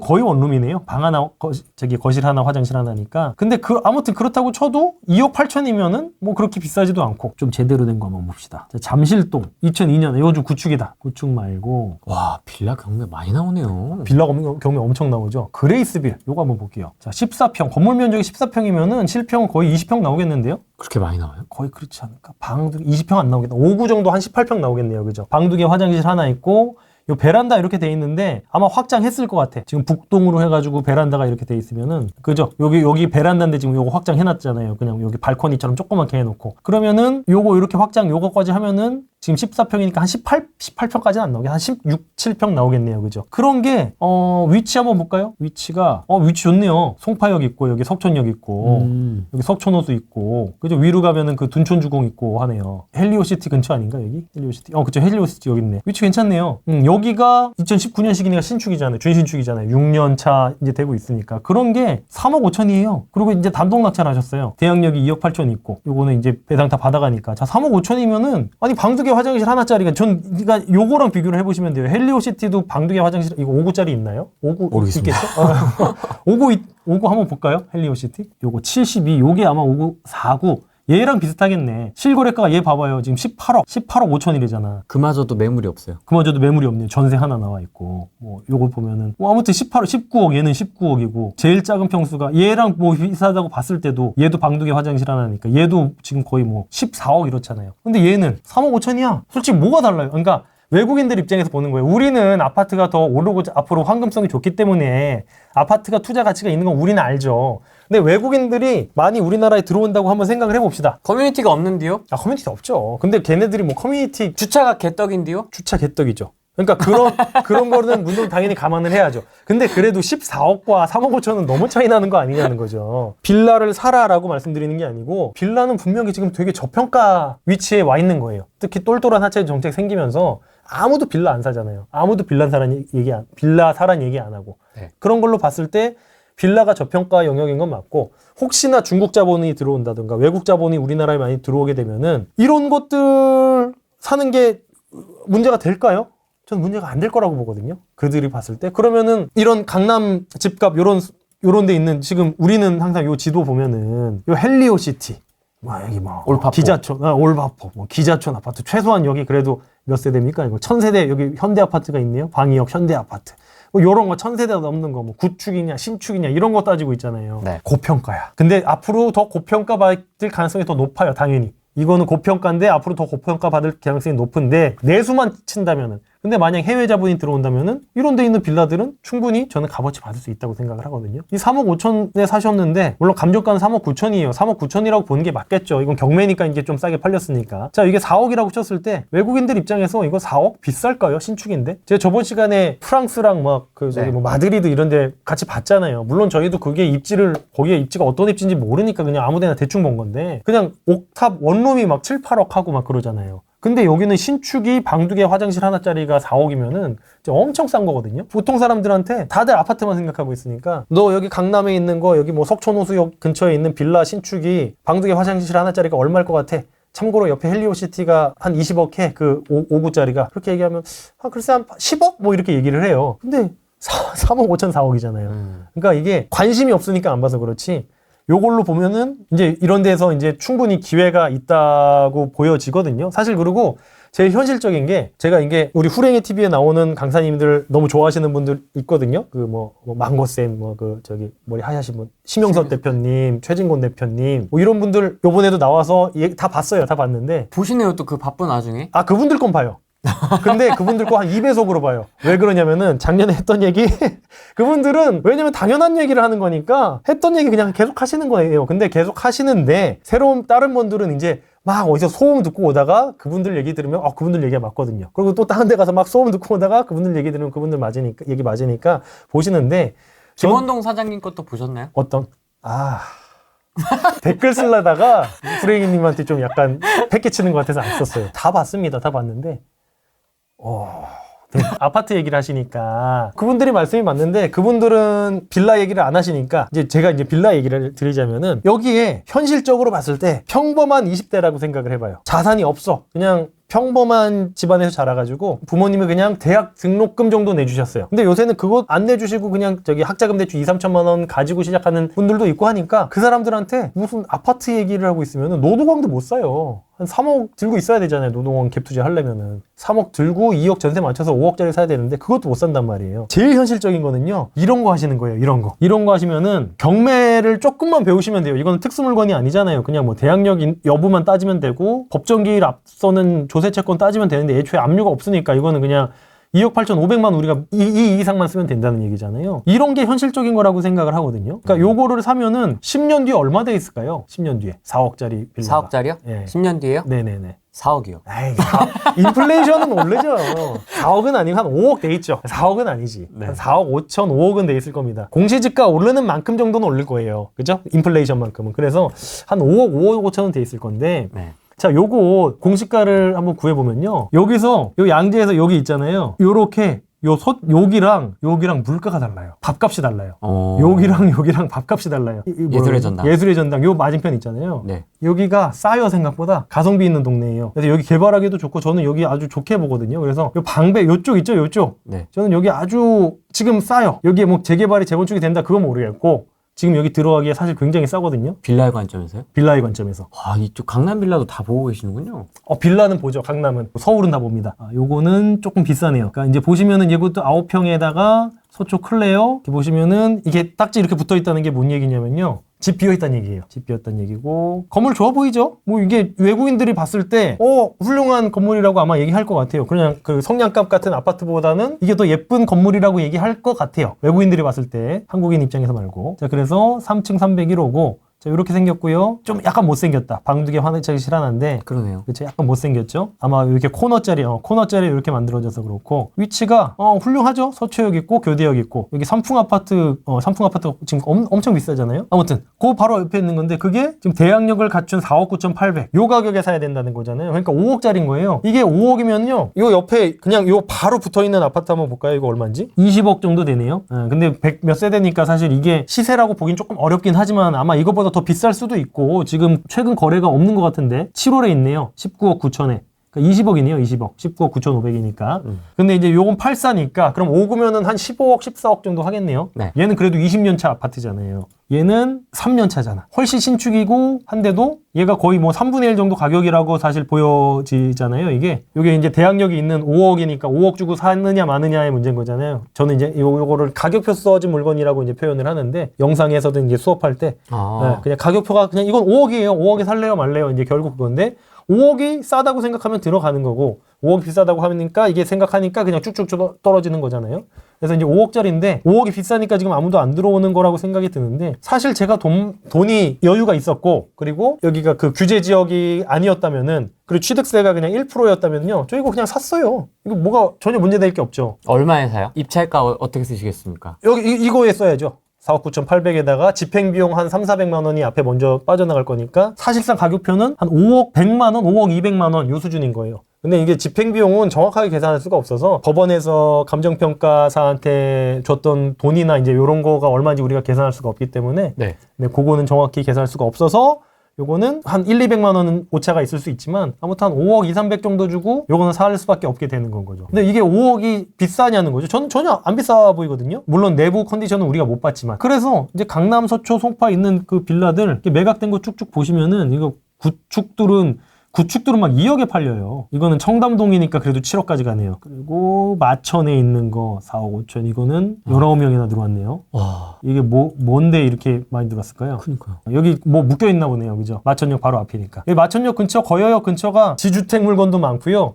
여기 이제 마천 여기 아파트 들어오잖아요. 이게 4억 7,500에 팔리는데 2억 2천. 요런 거는 좀 이제 테마가 걸려가지고 좀 이렇게 많이 들어온 거긴 해 보이네요. 뭐 이런 거 대치동에 5명 들어왔고요. 자, 2억 7,400에 팔렸는데, 자, 대학년도 1억 7천밖에 없고요. 그리고 압류 없으니까 조세채권 뭐 앞설 것 같은 거 전혀 없고. 근데 이거는 구축이네요. 그래도 20년은 돼 보이네요. 그죠? 네. 3층이니까 위반 건축 같은 거 있을 거 없을 것 같고, 흔히 보이는 그냥 빌라네요. 그죠? 요거 화장실을 감안해서 봤을 때 방 2개 나오지 않을까? 방 2개 화장실 하나? 5구 정도 나올 것 같은데? 전혀 모르겠습니다. 요거는 구조도가 안 나와 있어가지고. 근데 위치 보시면은 한티역 있는 데네, 여기. 그쵸, 여기 현대백화점 있고. 백화점 뒤쪽이다. 네. 아, 롯데백화점. 네. 롯데백화점 바로 뒤에 있고. 여기가 근데 먹자골목 많고 해서 좀 시끄럽긴 한데, 근데 여기 옆에 렉스 이거 얼마인지 보시면은, 여기도 5구 여기 한 덜덜하죠. 25억 하지 않아요, 5구가? 네. 9평은 40억 하죠. 더 할 겁니다. 네, 그죠. 9평 한 40억 더 하나? 아무튼. 근데 여기 비슷한 5구짜리가 얼마라고? 2억 7천에 팔리잖아요. 이게 진짜 비싸냐는 거죠, 이게. 여기 신혼부부가 여기에 산다고, 한 20대 후반, 30대 초반에 신혼부부가 산다고 쳐. 왜 못 살까요? 너무 좋잖아요. 여기 뭐 학군도 좋고, 뭐. 애를 낳았다면 좀 좁을 수는 있겠지만, 지하철역 바로 가깝고, 강남 한복판에. 그죠? 이렇게 보면은, 지금 이제 강남 빌라는 강남에 있는, 그러니까 아파트만 놓고 보니까 뭐 비싸다고 난리 부르스를 튀는 거지. 이렇게 현실적으로, 자, 그래서 이제 제가 무슨 얘기를 하고 싶냐면요. 네. 대학 졸업해서 이제 사회초년생이야. 그래가지고 한 30살 딱 됐어요. 한 27살 정도에 취직을 해가지고 남자라고 기준을 보고 3년간 돈 모으면 한 얼마 모을까요? 한 3천만 원? 3천만 원 모으면 사실 훌륭한 거죠. 훌륭하죠. 한 달에 100만 원씩 저축한 거니까. 자, 3천만 원 모아가지고 요거 살 수 있을까요? 없을까요? 3천만 원밖에 없는데요? 사죠. 3천만 원으로 마통 하나 뚫어야지. 아. 네. 직장을 일단 잡았을 거잖아. 3천만 원 모았다는 거는. 제가 언제 한번 말씀드렸는데 제일 좋은 빚이 뭐냐면은 투자할 때 내 맘대로 할 수 있는 거예요. 제 맘대로 하는 게 제일 나쁜 빚. 그래가지고 이제 주임사 같은 거는 전세를 받는 것도 결국 부채고 빚이거든요. 근데 내가 만약에 얘한테 빚을 제대로 못 내주면은 그 당시에 그것도 목돈을 한 번에 못 내주면요. 내 거 그냥 강제로 얘네가 주택도시보증공사에서 그냥 청산해버려. 안 되는 거야. 남들은 그러니까 삼성전자 주식이 신용을 잘못 쓰면 100만 원짜리가 70만 원이 됐을 때 남들은 더 사고 있을 때 가격이 하락해서 더 사고 있을 때 나는 그게 청산당해 버리는 거야. 맞습니다. 그래서 제 내 맘대로 하는 거는 나쁜 빚이고 내 맘대로 할 수 있는 건 제일 좋은 빚이에요. 그래가지고 제일 좋은 빚이 뭐냐면 마통이에요. 아무것도 안 쓰고 있으면은 이자도 안 나와. 근데 내가 쓰고 싶을 때 요거 이제 요런 이제 물건 입찰할 때 내가 한 2, 3천만 원 모아놨고 마통으로 보통 연봉에서 연봉 곱하기 이만큼 나오거든요. 연봉이 한 4, 5천이면은 마통 한 5천에서 1억 정도짜리 나와요. 5천, 그냥 5천만 원짜리 뚫었다고 생각했을 때, 그럼 내가 가용자금이 한 8천만 원 있는 거잖아요. 그럼 마통 5천만 원짜리 5%를 한다고 하더라도요, 1년 내내 써도 한 달에 20만 원 나가는 거예요. 한 달에 20만 원 회사 당하는 입장에서 내고도 남죠. 근데 내가 그래서 5천만 원을 풀로 다 경매를 할 때 한 3달 정도 걸려요. 이게 사가지고 전세를 맞추든 월세를 맞출 때까지 한 3달, 4달 정도 걸리는데, 여기는 강남이니까 더 빨리 나갈 거예요. 그러면은 월 이자 20만 원 나가는 거를 한 3달 정도 쓰는 거야. 그래봐야 한 60만 원 쓰는 거거든요. 그리고 이걸 전세를 맞춰서 갚아버려. 그러면 나는 강남에 등기 하나 친 집주인 되는 거거든요. 그러면은 자, 요거는 얼마 될까요? 강남 대치동에 있는 빌라 요거 얼마 될까요? 4억 5천짜리요? 네네. 10년 후에 얼마 될까요? 5억 5천? 조금 더 써야 되지 않을까? 왜냐면은 대치동은 자, 공시가 상승률 한번 볼게요. 공시가가 10년 전에 2014년 10년 전에 1억짜리가 1억 7천 됐으니까 한 70% 올랐거든요. 그럼 10년 후면은 70% 정도 오른다고 봤을 때 그래도 한 2억은 오르지 않을까요? 한 6억 5천은 되지 않을까? 근데 공시가는 현 시세에 한 60% 정도 밖에 반영된 게 아니기 때문에 사실상 7천만 원 올랐지만 시세로는 한 1억 정도 오른 거나 마찬가지거든요. 공시가가 이제 1억 7천이지만 네. 이 당시에는 한 2억 5천 뭐 이랬을 거란 말이에요. 그러니까 빌라가 안 오르지가 않아요. 인플레이션만큼은 오르고요. 그리고 만약에 좋은 지역이다. 아까 송파나 서초나 이런 데 그래도 역세권에 있는 빌라다 하면요. 인플레이션보다는 좀 더 올라요. 그러면은 얘네가 현실적으로 봤을 때 내가 부모님한테 받은 거 없이 그냥 연봉 한 4, 5천만 원 받는 일반 직장인이에요. 그러면은 아파트 어디 아파트를 살 수가 있어요. 내가 평생에서 한 3억 모았어. 근데 저기는 아파트 30억대 있는데 못 산단 말이에요. 근데 부산 하면 되는 거 아니에요? 갭 투자. 저는 그걸 더 좋아해요. 저는 그걸 더 좋아해요. 근데 이제 일반 현실적으로 봤을 때 일반인들. 저한테 수업 들은 게 아니고 일반인. 그냥 일반인이야. 그냥 후랭이 TV 보시는 그냥 젊은 분들이라고 치면은 적폐 아닌 사람. 적폐 아닌 사람. 그쵸. 아직 무주택자고 이런 사람들은 이런 강남에 있는 빌라 한 채 그냥 한 5천만 원 갭으로 5천만 원은 더 들겠네요. 여기는 갭이 한 1억 들었네. 아니지. 공시가가 1억 7천이면요. 1.26 곱하면은 전세 한 2억이면은 2억 1, 2천엔 보증보험이 2억 1, 2천까지 나올 테니까 요 정도 가격이면요. 6천만 원 갭으로 산 거예요. 6천만 원 갭으로 사놨다가 한 10년 뒤에 그래도 이거 한 6억 된다니까요. 6억은 되지. 6억 안 되겠어요. 5억 5천, 6억 되면은 그러면 한 7천만 원 갭 해가지고 한 2, 3억 정도 벌 수 있는 수익 구조가 되는 거니까 요런 거 하시면 된다라고 보거든요. 그러니까 눈이 너무 높아져 있어서 그래요. 눈이 너무 높아져 있어서 이게 아파트 저도 사고 싶어요. 저도 뭐 원베일리 이런 거 사가지고 하고 싶은데 안 되잖아. 현실적으로 뭐 몇십억 없잖아요, 우리. 그러니까 이제 이런 거부터 차근차근 시작해 나가야 된다는 거죠. 빌라가 근데 얘기할 게 너무너무 많아요. 일단 위반 건축사항이 있어. 그죠? 하면 안 되겠죠. 일단 패스죠. 보통 사람들이 일단 패스죠. 그리고 대항력도 있어요. 2억. 그리고 이거 여기 지금 지워져 있는데 검찰청에서 뭐가 들어왔어.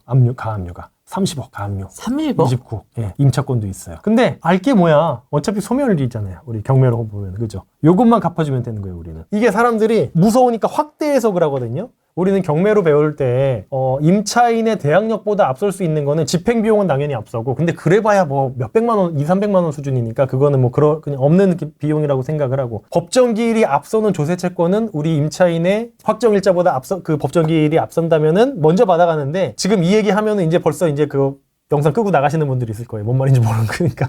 근데 이제 결국 뭔 얘기냐면은 대항력 2억보다 더 먼저 받아가는 돈이 있으면 안 된다는 얘기거든요.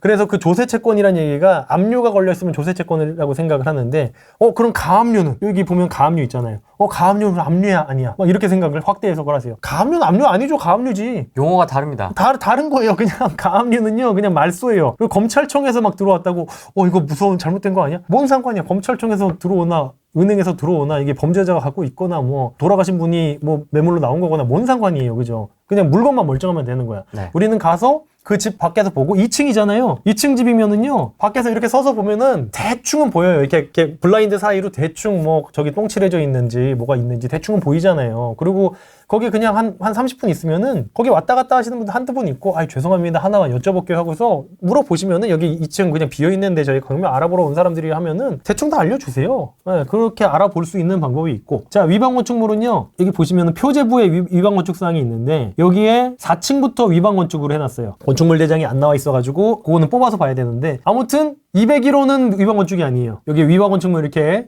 돼 있죠. 전유부에도 이렇게 해놨네. 몰랐어요. 이거 안 봤거든요. 그래서 이게 뭐냐면은 201호는요 위반건축이 아니에요. 이거는 제가 구청에다가 그냥 전화해본 거거든요. 이게 4층부터 돼 있는지 왜 이렇게 돼 있냐 물어보니까 2층은 아니다 라고 얘기를 하더라고요. 그래서 그냥 들어간 거예요. 그럼 위반건축 사항이 있으면 대출 안 되죠. 근데 이거를 위반건축 사항이 아닌 거를 입증을 해가지고 그러니까 구청에다 전화해가지고 그러고 그냥 대출을 받았어요. 그러니까 이런 건 특수물건이니까 이제 혼자 단독 낙찰을 받으셨죠. 그래서 아까 제가 말씀드린 게 그거예요. 여기 보시면은 2억의 대항력이 있는데 이 2억보다 앞서는 집행비용이 316만 원이 있었어요. 그래가지고 2억 316만 원까지 썼죠. 그래야지 더 1등할 수 있는 가능성이 올라가니까. 316만 원 어떻게 알아내신 거예요? 그냥 계산을 하는 방법이 있는데 그걸 외우고 있진 않고요. 만약 2억에 쓴다고 하면은 그냥 여기 인수 추정 금액이 300만 원이 나오는데 집행비용은 이렇게 산정이 돼요. 근데 이게 보시면은 감정평가 수수료나 매각 수수료는 그냥 이렇게 계산이 되는데 그거 외우고 있을 필요 없고 탱크옥션에 다 계산을 해줍니다. 근데 보시면 아까 말씀드렸던 것처럼 감정평가 수수료나 현황조사 수수료가 이건 통상적인 거고 여기에 5만 원, 10만 원, 20만 원 플러스 될 수가 있어서 이게 정확한 금액이 아니에요. 한 1, 20만 원이 플러스가 됩니다. 네, 그래서 이제 왔다 갔다 1, 20만 원은 플러스가 될 수 있지만 아무튼 집행비용까지 다 해서 313만 원을 더 추가해서 쓴 거죠. 316만 원을. 네. 그렇게 하면은 우리 남는 금액 없이 그냥 깨끗하게 요분은 돈을 다 받아갑니다. 그래서 우리는 어떻게 했냐면요. 요거 전세를 맞추려고 하니까 일단 대출은 받았어요. 농협에서. 그리고 심지어 요분은 무주택자라 가지고요. 대출이요. MCI로 해가지고 잘 나왔군요. 1억 8,800이 나왔어요. 그러니까 거의 뭐 한 2천만 원 들었죠. 전세를 맞추려고 하니까 요 위반건축이 있어서 전세 대출이 안 된대. 근데 이제 임차인 입장에서는 이게 위반건축이 아닌 거를 입증하면 되는데 임차인 입장에서 귀찮잖아. 그러니까 그래서 월세를 맞췄어요. 월세 얼마에 맞췄을까요? 5천에 100만 원에 맞췄습니다. 100이요? 네. 여기가 전세가 보시면요. 공시가가 2억 1,200짜리고요. 그래서 공시가가 2억 1,200이면요. 보증보험 한도가 2억 6천까지 나와요. 여기에 시세는 전세가 한 2억 5, 6천이 적당하고요. 보증보험 한도까지. 그리고 월세는 250이면은 2억 5천이면은 월세로 치면 125잖아요. 그래서 5천에 100. 그래서 5만 원 깎아줘서 5천에 95에 맞췄답니다. 자, 그러면은 이분 어떻게 됐어요? 대출 1억 8,800 받았죠. 5천만 원 보증 받았으니까 플러스 회수는 2억 3천. 그렇죠. 3천만 원 3천만 플러스고 플러스. 여기가 대출이 금리. 4.1% 금리가 그러니까 이제 1년에 800만 원 수준. 근데 1년에 95만 원이니까 100만 원을 치면은 1,200만 원 들어오죠. 1년에 400만 원 플러스니까 한 달에 30만 원 플러스. 3천만 원 목돈 플러스 매월 30만 원 플러스. 근데 위치가 어디냐면요. 심지어 송파고요. 여기 경찰병원 여기는 조금 아직은 그렇게 발전돼 있는 데가 아닌데 구치소가 지금은 이제 그 크레인 올라와 있어요. 한 4, 5년이면 올라오지 않을까요? 여기 아파트 여기 부지 꽤 넓잖아요. 여기 몇 세대 생기는지 모르겠는데 1,000세대 넘어갈 것 같은데 1,000세대 더 될 것 같다. 꽤 크잖아요. 그죠? 부지가. 그럼 여기 부지가 생겨서 아파트가 생기면은 여기 그래도 20억은 하겠죠. 9평이. 그럼 여기도 5구짜리 딱 5구 방두개 화장실 하나 나오는 평수거든요. 요 지금 빌라가. 그럼 방두개 화장실 하나짜리가 여기 생기면은 그래도 헬리오시티보단 비싸질래나? 모르겠다. 헬리오시티가 아까 14억 정도 했었죠. 그럼 여기 그게 14억인데 요거는 우린 2억 주고 샀어. 너무 훌륭하죠. 그래서 여기에 그리고 아파트가 생기면은 여기 근처에 상가 인프라들이 쫙 생기겠죠. 여기 그래도 부지가 크니까 세대수가 많아지면은 그럼 여기는 당연히 더 좋아지겠죠. 요런 거 이제 심지어 강남 물건으로 풀피를 낸다. 송파죠. 강남 3구. 강남 3구 물건으로 풀피를 이렇게 낸다. 특수 물건으로는 요런 게 가능한 거고 현실적으로 사실 일반 회사원들이 할 수 있는 거죠. 이게 무슨 내가 유치권을 해결하기 위해서 이 사람들을 그런 거 전혀 없었잖아요. 그죠? 그냥 일반 경매랑 똑같은데 약간만 남들 안 보는 거 더 보니까 이렇게 단독 낙찰 받고 목돈 3천만 원 생기고 매월 30만 원 또 생기고 이런 식으로 하시면 되죠. 대표님은 네. 이런 거 짜치는 거 안 해도 되잖아요. 아니 저 이런 거만 해요. 아니 부산 가서 편하게 갭 투자. 부산 가서도 이런 거만 해요. 2, 3억짜리. 네, 2, 3억 그래가지고 남들한테 좀 얘기하기 창피한 게 물건이 한 4, 50개는 되지만 다 이런 거예요. 네, 뭐 10억 넘고 이런 거 없습니다. 5억 넘는 것도 하나 있어요. 저기 도곡동에 그거 하나 있고 아니, 아파트 투자해가지고 요거 20억에 샀다가 25억에 팔고 이제 이런 거는 이렇게 목돈이 몇 억씩 들어오고 이런 건 아니지만 이런 거 대신 10개 하면 되잖아요. 왜냐면 요거는 내 돈이 안 들어가니까 오히려 돈이 늘어나니까 한 번 하다가 두 개 하고 두 개 한 번에 핸들링 하다가 4개 한 번 핸들링 하고 그러다가 사실 한 재작년부터 저도 갑자기 확 늘어나기 시작한 거거든요. 그래서 전 처음 시작한 게 메르스는 기억하시나요?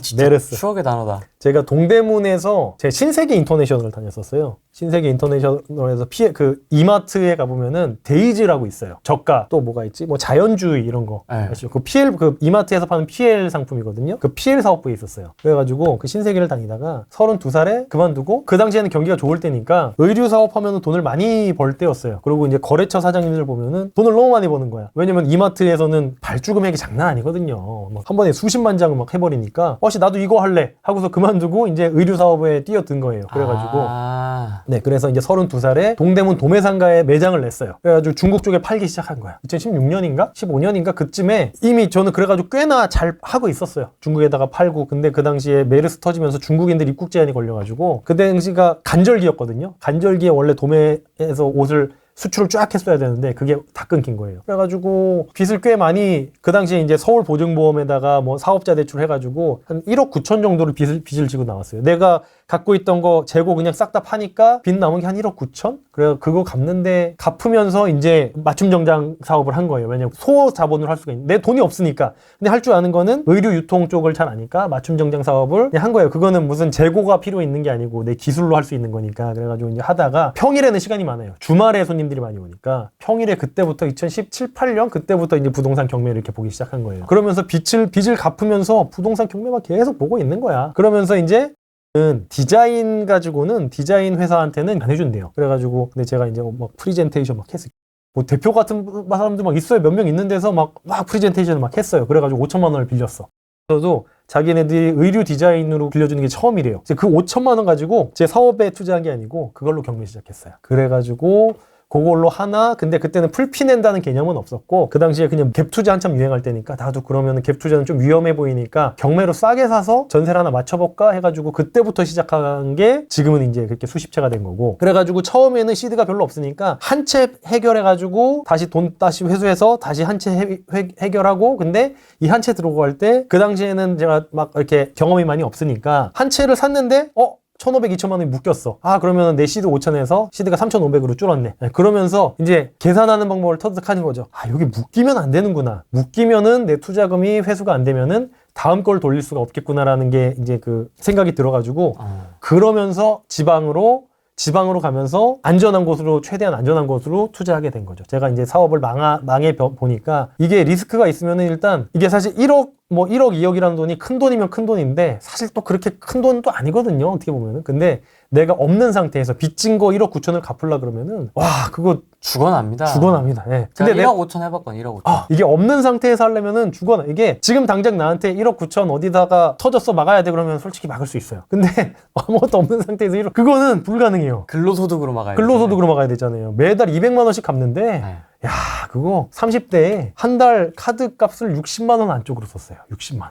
야, 그게 근데 대학생 때도 60만 원 알바해가지고 60만 원 더 썼는데, 대학생 때 더 썼는데, 제가 대학생 때 수학과에 해가지고 많이 벌었거든요. 와, 대학생 때보다 덜 썼어요. 30대 때 그거 갚느라고. 그러면서 경매를 하면서 최대한 돈 안 들어가면서 현실적으로 없는 상태에서 어떻게 늘어나는지를 이제는 정확하게 좀 컨설팅을 해드릴 수가 있죠. 그래서 가끔 수강생분들 중에 이번에도 이렇게 부산에서 만나고 오신 분 중에 창원에서 의원 하시는 분이 계세요. 저는 2, 3억짜리 하는데 이태원에 30억짜리 근생 건물 하나 있고 아파트 서울에 하나 있다고 하시더라고요. 그러면서 소규모로 조그만 걸 하시겠다 그래가지고 저랑은 안 맞는다고. 이런 거 2, 3억짜리 해서 3, 4천만 원짜리 먹게 하는 게 성이 안 차실 거라고. 어차피 그분들은 한 달 벌이가 2, 3천이 될 텐데 이거 무슨 소액 투자를 하냐 해가지고 그분들이랑은 이제 세미나 이런 거 이제 컨설팅 안 해드리기로 했고, 그래서 저한테 오시는 분들은 뭐 개인회생 하시는 분들도 많고 그냥 아니면은 이제 은퇴 앞두신 분들이 뭐 먹고 사나 생각하시는 분들이 제일 많죠. 한 60대 이제 다 50대 중후반 분들이 제일 많아요. 그래서 그분들이 현실적으로 사실 월급은 많이 받아요. 6, 700만 원씩 받아요. 회사 다니니까. 근데 한 5년, 10년 뒤면요. 그게 아예 없어져 버리는 거예요. 그러니까 이제 그 이후를 준비하시는 분들이 제 수강생이나 그 컨설팅 해드리는 분 중에 많고, 일반 직장인들 같은 경우에는 저도 이게 1년 거치 4년 상환이었거든요. 그러니까 이 4년 상환이 생각보다 빡세요. 1년에 1,000만 원이니까 한 달에 80만 원, 90만 원을 매달 내야 되는 게 생각보다 이게 매달 그 돌아오는 게 생각보다 빡세서 마통이 더 낫겠더라고요. 잠깐 썼다가 갚았다가 이러면은 진짜 별로 그렇게 이자 내는 것도 없고, 마통을 하셔가지고 마통 뚫어가지고 외제차 사고 뭐 루이비통 백 사고 이러면은 정신병자가 미친놈이지만 주식 막 코인하고 마통해가지고 코인하고, 그래서 코인 막 이게 주식하는데 그것도 또 신용을 써. 마통 갖다가 신용을 써. 그럼 미친 짓이거든요. 그런 거 하면 안 되고 마통 뚫어서 이런 거 경매 이렇게 좀 소액인데, 경매는 결국 A급 물건은 싸게 못 사요. 이렇게 40억짜리 뭐 청담동 아파트 싸게 낙찰받아야 39억, 38억이에요. 근데 1, 2억 물론 싸게 사는 것도 훌륭하지만 퍼센테이지로 치면은 뭐 5%도 안 되는 퍼센테이지잖아요. 그런 거 하는 게 아니고 3억짜리 1억 5천에 사버리는 거예요. 그러면은 이제 답이 나오거든요. 3억짜리 그냥 지방에 있는 3억짜리 아파트를 3억에 사라? 안 사죠. 3억짜리 1억 5천에 사버린다? 그건 얘기가 달라요. 그래서 이제 그런 거 현실적으로 그냥 가진 게 아직 아무것도 없는 젊은 분들이 재테크로 할 수 있는 가장 좋은 거는 저는 경매라고 생각을 하고, 그리고 요렇게 이제 소외되어 있는 거, 아까 강남 빌라 보여드렸죠? 그런 거 1억 갭 가지고 벌어요. 충분히 벌어요. 경매로 하면은. 그런 거 이제 보여드렸고, 그리고 아까 가락동 물건 같은 거는 애초에 대출이 MCI까지 해가지고 대출까지 치면은 잠깐 들어갔다 나온 돈이 3천만 원 정도예요. 그러니까 3천만 원 있으면 할 수 있었던 건데 3천만 원 한 2달 왔다 갔다 했더니 목돈이 3천만 원이 더 생겼고 매달 30만 원이 플러스가 되고 있고, 그런 거 하시면 되죠. 그리고 이제 지금 풀피가 났다는 것도 중요한 건데, 아까 그 가락도 물건 같은 경우에는 한 20년 있어 봐요. 거기도 아파트 안 될 수도 있지만 될 수도 있잖아요. 근데 위치가 워낙 좋으니까 거기는 아파트가 된다고 치면은 그 2억에 산 게 15억, 20억짜리로 변신할 수가 있겠죠. 그 당시 되면 집값은 더 되겠고 분담금도 내야 되겠지만, 그래도 이제 그 2억짜리가 뭐 15억, 20억으로 충분히 변신할 수 있는 게 되는 거죠. 구역 지정돼서 진행만 돼도 분담금 전까지만 가도. 그렇죠. 그것도 피 붙어가지고 막 4, 5억에 팔릴 건데, 그죠? 안 되면은 그냥 뭐 매달 30만 원 받는 거고. 대출 5천만 원으로 시작을 해서 그쵸. 지금 여기까지 온 거네. 그렇죠. 100억까지 왔네. 아니 100억 아니라니까요. 한 50억은 되겠다. 100억은 안 되고요. 한 50억은 되겠네요. 너무 쉽죠, 근데 사실. 쉽다고요? 쉽죠. 이거 무피로 이거 후레기님이 솔직히 이거 안 하셔서 그렇지. 근데 몇 가지 기술이 좀 노하우나 기술이 좀 들어간 것 같은데, 뭐 어떤 공시가격 계산이라든지, 이게 아이 그 정도 이게 딱 계산이 딱 머릿속으로 되니까 지금 이 물건을 보면서 바로 때리시는 거잖아요, 계산을. 아, 이거 전세 어떻게 맞추고 반전세로 해야 되겠다. 이제는 익숙하니까. 바로 순간적으로 나오잖아요. 순간적으로 나오지만 이게 순간적으로 나오냐 한 5분 걸리냐 뭔 차이가 없잖아요. 사실. 저는 이거 딱 보고 나서 이걸 얼마에 맞춰야 되는 거야 딱 그 생각부터 들거든요. 아, 제가 제일 좋아하는 게 요런 거거든요. 1억짜리. 네, 전세, 그러니까 반전세 1억에 15, 1억에 10 맞출 수 있는 거. 그게 제일 위험성이 없어요. 그러니까 1억 3, 4천 전세 맥스로 맞췄다가 1억 1, 2천으로 역전세 맞을 수도 있잖아요. 근데 그런 게 3, 4개 되면은 역전세가 1억이야. 그럼 위험하거든요. 근데 1억에 15만 원 맞춰놨으면은 남들 1억에 3, 4천에 맞출 때 난 1억에 15만 원에 맞추면요. 남들 1, 2천 역전세 날 때 나는 월세 5만 원, 10만 원 그냥 덜 받으면 되는 거예요. 그러니까 이제 위험성이 없는 건데 요것도 제가 3개 가지고 있어요. 근데 요게 다 1억 2천, 1억 3천에 전세를 맞췄거든요. 1억에 10 하려고 하니까 그 당시에는 차라리 현금, 작년이에요. 현금을 더해서 지금 현금 가지고 있는 게 깡패니까 작년부터 올해까지는 현금 있는 게 지금 제일 좋잖아요. 계속 돌릴 수 있으니까. 그래서 1억 2, 3천, 1억 2천, 1억 3천 두 개 이렇게 맞췄는데 아무튼 요런 겁니다. 요게 전세 사기 물건이에요. 후순위 임차인. 여기는 그나마 최우선 면제 금액 2천만 원 세이브 하니까 요 분은 그나마 괜찮은데 막 1억씩 후순위 있는 분들이 있어요. 요 분도 좀 괜찮네. 여기 1억 4천. 이 후순위예요, 후순위. 근저당이 2021년 여기 12월 여기 2월이니까 후순위로 이렇게 들어간 거예요. 여기 이거 중개해준 부동산은 날랐대요. 그리고 여긴 소송 중이고 집주인은 아무튼 여기도 신축이에요. 건물도 예쁘죠? 그리고 대로변에 있는 거고 이렇게 생겼고 원룸이고 저는 요 1호 라인이 있어가지고 여기는 방 하나 있는 겁니다. 그래서 부암역 바로 앞에 그냥 부암역에서 손흥민이 뛰면은 15초 제가 뛰면은 한 20초 이렇게 뛰는. 근데 여기가 서면이에요. 서면 바로 다음 역. 서면에 일자리 많다고 말씀드렸죠. 그리고 위로 가서 연산, 연제, 거제 이렇게 가면은 여기 일자리 많고. 그러니까 사실 뭐 역세권에 서면 옆에 임대 금방 맞췄어요. 2달 안 걸렸어요. 낙찰받고 대출 받는데 한 달 잔금 치는데 그리고 임대에 맞추는데 한 달, 2달 걸렸는데 그리고 요 뒤로 여기가 완전 난장판이에요. 어지럽네요. 어지럽죠. 네. 어지럽다는 거는 뭔가 한다는 거죠. 지주택이야 여기? 몰랐네. 몰랐어요. 아무튼 뭔가 할 가능성이 크죠. 하는지 아는지 몰라 그거는. 근데 여기가 위치가 서면에 있고 부전역에 여기에 이제 KTX 들어온다는 소리가 있긴 한데 그건 모르겠고요. 아무튼 여기가 싹 다 개발될 가능성이 좀 큰 지역이긴 하거든요. 아무튼 뭐 그건 모르겠고 저는 미래 가치에 대해서는 전혀 생각하지 않습니다. 지금 과거를 보는 사람이니까 경매라서 이런 것들도 기술이 사실 필요가 없어요. 요거 이제 부동산에 가면은 여기 근처 부동산에 가면은 여기 뭐라 그럴까요? 이거 임장 갔어요. 나가라고 할 것 같아. 경매 물건 보러 왔어요. 맞아. 그런 분들 많고 저희 그런 거 안 해요. 막 이런 분들 많고요. 그러니까 일단 저는 그래도 체격 큰 남자니까 저한테 막 그렇게 나가라고는 안 하고 인상이 이렇게 좋지가 않으니까 나가라고는 안 하고 왜가 손석군데 인상이 그렇게 막 이렇게 친절한 인상은 아니죠. 아무튼 그렇게 막 이렇게 막 하진 않는데 막 하진 않는데 손석구 경매 버전이지. 가면은 요거 하면 절대 안 된다 그래요. 왜냐면 전세 사기 물건이니까. 그래서 하면 안 된다고 하는데 그러니까 경매 나왔으니까 그러니까 하겠다는 건데 싸게 산다는 개념을 모르는 거예요. 그래서 제가 요거를 다 얼마에 샀냐면은 저는 여기다 한 100만 원 더 해가지고 9,990 뭐 이렇게 샀었거든요. 기억이 잘 안 나요. 아무튼 1억 안 되게 샀어요. 9,800, 9,900 이렇게 싸서 3개를 산 건데 그냥 부동산 가니까 경매 얼마에 받았니요? 그래 9,900이 받았다. 그러면은 그거에 한 80%인 8천만 원이 전세가 적당하지 않냐 하는 거예요. 그게 무슨 말이냐? 내가 경매 받은 거랑 전세값이 왜 차이가 나는 거냐 하니까 그거 9,900에 사셨다면서요. 네, 그렇죠. 근데 전세 1억 2천에 하는 게 말이 되냐요, 부동산에서. 왜 안 되냐는 거죠.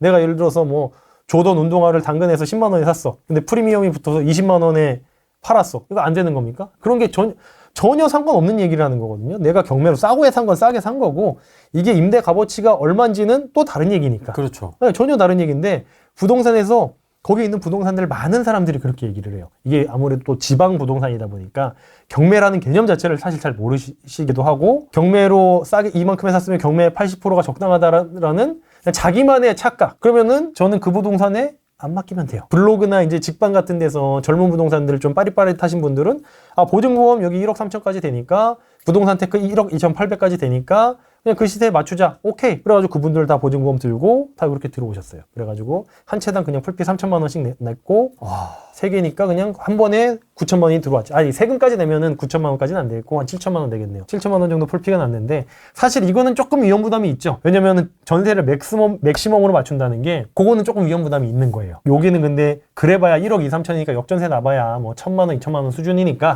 그거는 역전세 나도 돌려줄 수 있다는 생각으로 이제 이렇게 들어간 거고. 24년도 뭐 말 여름에 받으신 거예요, 그러면? 네, 그쵸. 작년 요맘때 받은 거죠. 근데 지금 8월. 지금 돌이켜 보면 역전세 날 가능성은 거의 없어 보이지 않습니까? 거의 없죠.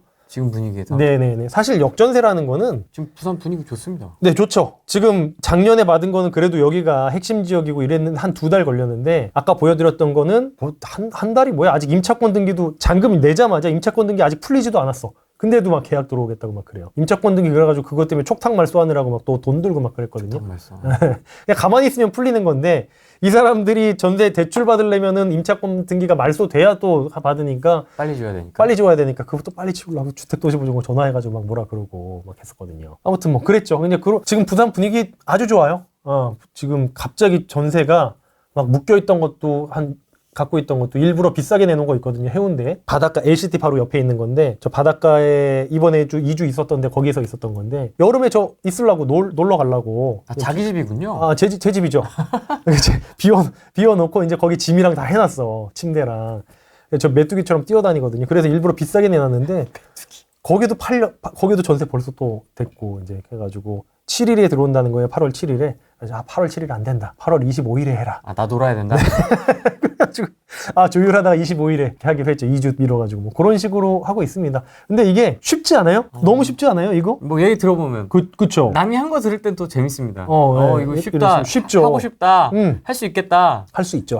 네, 명의가 근데 이제 내가 무주택자면은 오피스텔을 사서 괜히 1주택, 2주택, 다주택자 명의로 가는 건 좀 아깝죠. 그건 조금 아까운데 다주택자야. 내가 이미 주택이 한 2채 있어. 이미 베린 몸. 그러면은 이런 거 하셔도 되죠. 그리고 종부세는 어떡하니 하는데 오피스텔은 상가분으로 일단 종부세가 돼 있기 때문에 일단 종부세 합산은 안 되고 그게 이제 주택분으로 바뀌면은 오피스텔이 합산이 될 수 있는데 그게 바뀌는 게 쉽지가 않다. 근데 이거 상가분으로 되는 지금 확인하신 거예요, 다? 했죠, 당연히. 재산세가 뭘로 나오는지. 바꿀 수가 있어요, 내가.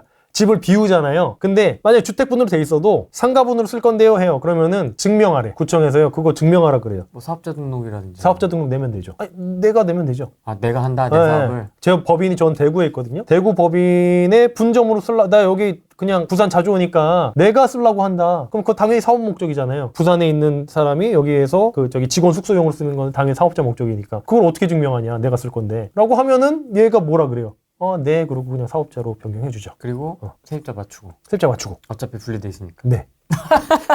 분리돼 있으니까. 세입자 맞춘 다음에 갑자기 얘네가 전화 와서 이거 세입자 왜 맞췄어요? 아니 내가 쓰려고 그랬는데 임차인이 들어오겠다고 한다. 미래에 대해서 내가 그거를 얘네한테 확인을 얘기한 대로 해야 되는 게 아니잖아요. 나는 이렇게 하려고 했는데 계획은 언제나 어그러질 수 있는 거니까. 그렇게 하시면 됩니다. 이런 거 너무 쉽습니다. 이런 거 모아가는 거예요, 이런 거. 근데 저는 이제 요게 조금 아쉬운 게 1억 2, 3천에 맞췄다는 게 좀 지금 생각하면 아쉽긴 해요. 1억에 10, 1억에 15 이렇게 맞춰놓을 걸. 다음 세입자 받을 때 1억에 10에 맞추려고 하면 3천만 원 내줘야 되잖아. 그래서 이건 앞으로도 1억 3천에 5만 원 이렇게 추가를 해야 되는데 이게 잘 안 돼요. 1억에 그러니까 정확히는 요새는 9,500에 얼마가 대세예요. 9,500까지가 LH 대출이 나오는 게 있대요. 저는 뭐 그건 잘 모르겠지만 요새는 그래가지고 9,500이 대세긴 하더라고요. 임차인들이 다 9,500 전세금 9,500 돼요. 그래가지고 네 된다고 다 하는데 옛날에는 중기청 대출 작년까지만 해도 중기청 대출 1억까지가 그 중기청 대출에서 제일 조건이 좋게 나오는 거였거든요. 이자가 1.5%인가 1억까지. 1억에다가 월세 10만 원, 15만 원 추가하는 거는 오케이인데 1억 2, 3천에 10만 원, 15만 원 추가하는 거는 되게 애매한 거예요. 그러니까 내 돈이 2, 3천만 원도 있어야 되고 중기청 대출도 받고 그러느니 그냥 2억짜리 그냥 들어오고 막 이래버리는 거죠. 그래서 1억 2천에 10만 원은 조금 애매하고 9,500에 10, 9,500에 15 요게 이제 제일 좋은 세팅이거든요. 다음 세입자 받기도 좋고. 근데 이제 얘는 이제 그때 현금이 많으면 좋겠다. 2025, 6년에는 더 앞으로 많이 나올 거니까라고 생각을 해서 현금을 더 땡기는 게 좋겠다 해서 그렇게 했는데 지금 생각해보면 에이 뭐 그냥 1억에 5만 원, 10만 원에 받을 거리라는 생각은 하고 있죠. 결과적으로는 그 돈으로 또 했죠. 추가 투자를 했지 않습니까? 맞아요. 그래도 다음 세입자 이제 맞출 때 조금 뭐 한 1,000만 원 내줘야 될 수도 있겠다. 2,000만 원 내줘야 될 수도 있겠다. 그 생각을 하죠. 그래서 이런 식으로 이제 좀 스토리를 들으니까 왜 이런 물건을 하는지 좀 이해가 됐습니다. 네. 그러니까 몇십억 있으면 나도 서울 아파트 그냥 편하게 이런 거 지방 안 다니고 서초동에 대치동에 이런 거 하겠지만 그게 아니니까 대부분 그러고 아마 거기 살 수 있는 사람도 5% 정도나 될까요? 10%는 진짜 10%도 안 될 것 같아요. 5% 정도 될 것 같은데 그것도 내 돈으로 살 수 있는 게 아니고 부모님 돈으로 사는 거잖아요. 내 돈으로 지금 30, 40대들이 30억짜리 아파트를 산다는 사업해서 성공한 사람들 말고는 거의 불가능하잖아요. 이런 거 하는 게 조금 더 현실적이지 않나 라고 생각을 합니다. 앞으로 트럼프 있을 때는 주식이 저는 오르기 힘들 거라고 봐요. 아무리 금리가 내려가도. 네. 결국 제 개인적인 견해입니다. 결코 제 말이 틀릴 수도 있어요. 미래에 대해서는 이제 당연히 틀릴 수가 있는 건데 관세를 이렇게 트럼프가 관세 전쟁을 한단 말이에요. 근데 관세 전쟁이라는 표현 표현을 트럼프 일기에도 썼는데 결국 중국과 뭐 러시아랑은 막 지금 아직 그렇게 등을 지진 않았는데 중국과 미국의 어떤 21세기 새로운 냉전, 관세 냉전이라고 봐야 될 수도 있는데 그렇게 되면 관세가 계속해서 있을 거고 관세라는 거는 결국 이제 그 미국 정부에다가 혹은 우리도 관세를 매기면은 우리 정부에 이제 돈이 들어가게 되는 구조고 그러면은 결국 이제 그 시중에 풀려 있는 돈이 주식이 오르려면은 해외 자본들이 이제 들어와서 해외 자본들이 우리나라 기업에 투자를 하는 개념인 거잖아요. 결국 우리나라 주식을 산다는 거는.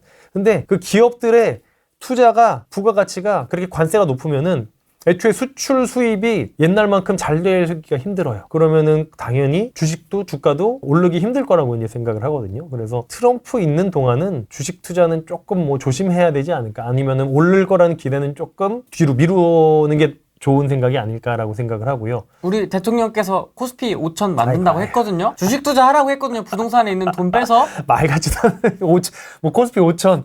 코스피 5천 내면요. 지금 강남 부동산은 한 3배는 될 거예요. 지금보다. 이게 이 돈이 부동산에 돈 절대 안 가게 하고 주식 시장으로만 돈 가게 한다. 이게 만약 이렇게 할 수 있으면요. 이재명은 이제 노벨 경제학상 받아요.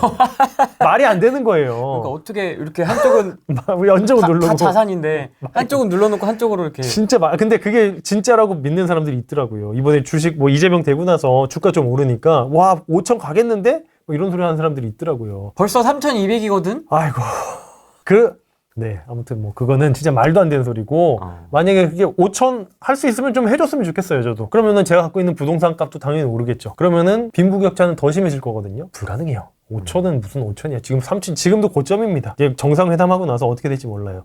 오히려 일본의 그 잃어버린 30년 프라자 합의처럼 어떻게 될지 몰라요, 진짜. 그냥 일본 30년 무너뜨리는 거 보면은 그냥 그 당시 레이건 대통령이었나요? 그때 미국의 한마디로 일본이 잃어버린 30년이 온 거잖아요. 그 당시에 세계 경제 2위 경제 대국이었던 나라를 한 번에 무너뜨린 거고 지금 경제 2위인 중국을 무너뜨리려고 하고 있는 거고 지금 어디에 줄 서야 되는지는 뻔히 보이는데 이제 이미 돈 받아먹인 게 많은 거야. 사실 언론사들이나 정치하는 애들 다 똑같은 국민의힘도 다 똑같은 놈들이거든요. 다 중국 돈 받아먹은 애들도 목숨 걸고 해야 돼요. 중국 돈 받아먹은 게 있으니까 미국한테 넘어가면은 우리 국민들은 좋은데 지들은 좆대거든. 그렇잖아요. 중국 돈 받아먹은 거 다 밝혀지고 이재명 감옥 가고 하면은 큰일 나거든요. 그래서 아마도 걔네들도 목숨 걸고 하고 있지 않을까 이제 그렇게 생각을 합니다. 손흥민이 중졸이지만 손흥민이 뭐 수능 뭐 누가 그런 걸 따져요. 손흥민 얼마나 국위선양을 하고 있어요. 박세리가 뭐 공부 누가 그런 거 따져요. 그러니까 뭔가 이뤄낸 게 있는 사람들이 그렇게 얘기하면은 그건 그럴 수 있죠. 근데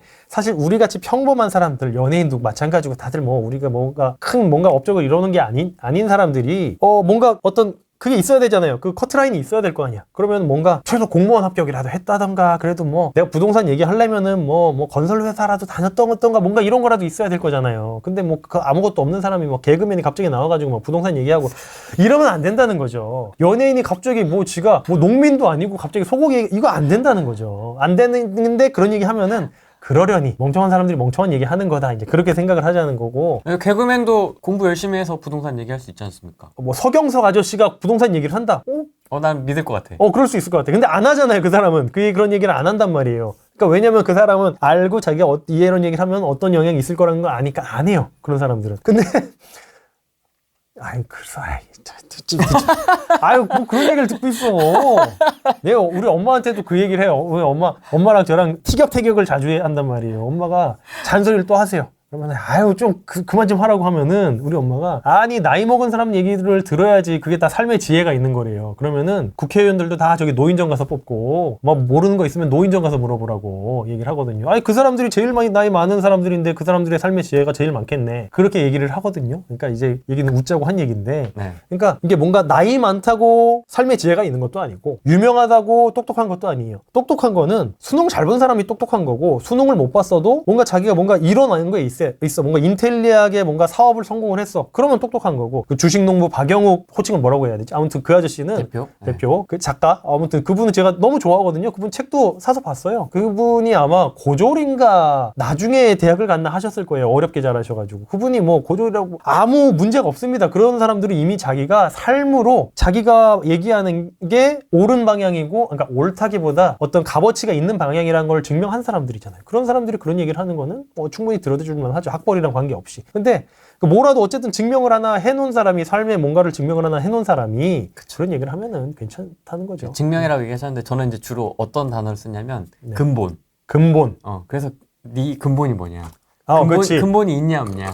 그렇죠. 네가 만든 산출물. 맞아. 네 힘으로 만들어낸 근본. 그쵸. 그게 뭐냐? 그게 있어야죠. 네, 저는 그걸 좀 보는 편이거든요. 맞아요. 그거 있어야죠. 그러니까 뭐 사실 뭐 하나라도 후랭이님 같은 경우 20만 유튜버 아무나 합니까? 우리나라에 몇백 명 안 되잖아요. 20만 유튜버. 많을걸요? 그래도 한 4, 500명 안 되지 않나? 모르겠습니다. 아무튼 뭐 그런 거 아무나 하는 게 아니잖아요. 그리고 이게 웃긴 짓 해가지고 재밌는 거 해서 어그로 끌어서 막 레카 채널로 이렇게 20만이랑 후랭이님처럼 부동산 솔직히 재미없는 부동산 얘기해가지고 20만 되는 게 이게 쉬운 게 아니에요. 부동산 유튜버 중에 20만 넘는 사람 한 10명도 안 되잖아요. 아, 표영호 그런 사람들 말고. 왜요? 거기도 부동산 채널로 분류되는 거 아니, 제대로 된 사람들. 제대로 된 사람들 있잖아요. 거긴 제대로 아니에요? 아이, 그거 제대로 아니죠. 별로 안 될 거예요, 아마. 제가 제일 싫어하는 말이 뭐냐면은, 제일 싫어하는 말이, 돈 많은 사람이 살기 좋은 게 한국이라고. 반대예요. 돈 없는 사람이 제일 살기 좋은 데가 사실 한국이거든요. 돈 없으면요, 중국이면요, 아까 봤죠? 공안들이 패는 거. 그렇게 돼요. 돈 없으면요, 미국 가면요, 내가 사는 지역 옆집에 마약 중독자 살고요, 그 옆집에 막 살인범 살고 그래요. 미국 가면은. 우리나라는 그런 거 없잖아요. 우리나라는요, 돈 없어도요, 병원비에 얼마 안 나오고, 미국에서는요, 그냥, 머리 아파. 병원 갔어. 진료비 한 30만 원 나와. 그리고 타이레놀 처방해줘. 이런 데 많잖아요. 주마다 물론 다르지만, 의료비 너무 비싸고요. 기본적인 어떤 복지 자체가 우리나라처럼 잘 돼 있는 데가 없어요. 일본만 가도요, 요새 이제 유튜브에서 그냥 일본 길거리 쳐보면요. 일본도 지금 뭐 술 먹고, 뭐 옛날 프리타족이니, 뭐 젊은 애들이 그냥 길바닥에서 자고 노숙자들도 엄청 많고, 우리나라처럼 안전한 지역이 없어요. 우리나라처럼 돈 없는 사람들이 살기 좋은 지역이 없다니까요. 그러니까 이렇게 보시면 돼요. 가난한 나라에서 제일 오고 싶어 하는 나라가 어딘지 한국이거든요. 물론 미국에 대한 아메리칸 드림을 꿈꾸지만 막상 미국 가면요, 사람 대접 취급도 못 받아요. 근데 한국 오면요, 뭐 불법 체류자긴 하지만 월급 줄 거 다 주고, 사실 먹을 거 다 해주고, 아프면은 막 진짜 2,000원 내고서 뭐 치과 진료 뭐 이게 다 해주고, 의료 관광 온다고 하잖아요, 중국 애들이. 네. 중국 애들뿐만이 아니고 동남아 애들이. 그런 것처럼 돈 없는 애들이 제일 살기 좋은 데가 한국이거든요. 돈 많으면은 제일 살기 힘든 데가 한국이에요. 돈 많으면 일단 이상한 사람, 나쁜 놈 취급하잖아요. 미국에서 돈 많으면요, 거의 왕이에요. 중국에서 돈 많으면요, 그거는 황제.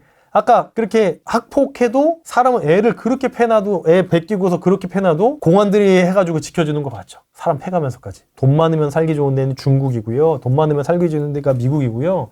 돈 많으면은 우리나라에서는 거의 죄인 취급받고, 그래서 돈 많으면 살기 어려운 데가 한국이고, 돈 없는 사람이 제일 살기 좋은 데가 한국이라고 생각을 하거든요. 드디어 서울. 그죠. 그러니까 매일 많이 오셨더라고요. 부산 자기 못 온다. 못 오죠, 당연히 서울 분들은. 근데 물리적인. 평택에서 오시고 막 두 분이 부산으로 오셨어요. 그래가지고 아니, 여수에서도 오시고 평택에서도 오시고, 뭐 아무튼 멀리서 버스 타고 막 부천에서도 오시고, 부산 세미나에 막 이렇게 멀리서 오신 분 계셨는데, 서울 세미나 그래가지고 이제 좀 하려고 하고요. 거의 1년 만인 것 같아. 작년 한 10월 11월쯤 했었거든요. 작년 가을에. 네. 그리고 나서 그 사이에 사실 안 했던 이유가, 제 특수 물건을 하잖아요. 사실 단독 낙찰을 받아야 되거든요. 제가 그때 말씀드렸나? 부산에서 이건 당연히 내 거지? 그러고 쓰는데 2명이야. 뭐야, 이게 발표하는데 2명이래요. 근데 1등을 하긴 했는데 이걸 또 누가 쓴 사람이 있었어? 그러고 제가 이제 앞에 나가서 이제 도장 찍고 하거든요. 영수증 받고. 받아야죠. 예, 봤는데 갑자기 누가 뒤에서 와락 안 와요. 막 이러고, 그래서 뭐야, 이러고 깜짝이야 했는데 수강생이었던 거예요. 키가 이렇게 크신 분이거든요. 188, 78 되시는 분인데, 해가지고 이거 선생님 왜 쓰셨냐고 막 그래요. 자기가 쓰려고 그랬는데. 그래서 이거 쓰셨냐고 해가지고 저랑 300만 원 저보다 낮게 쓰셨더라고요. 그래가지고 그거 보고 제가 얘가 호랑이 새끼들 키웠구나.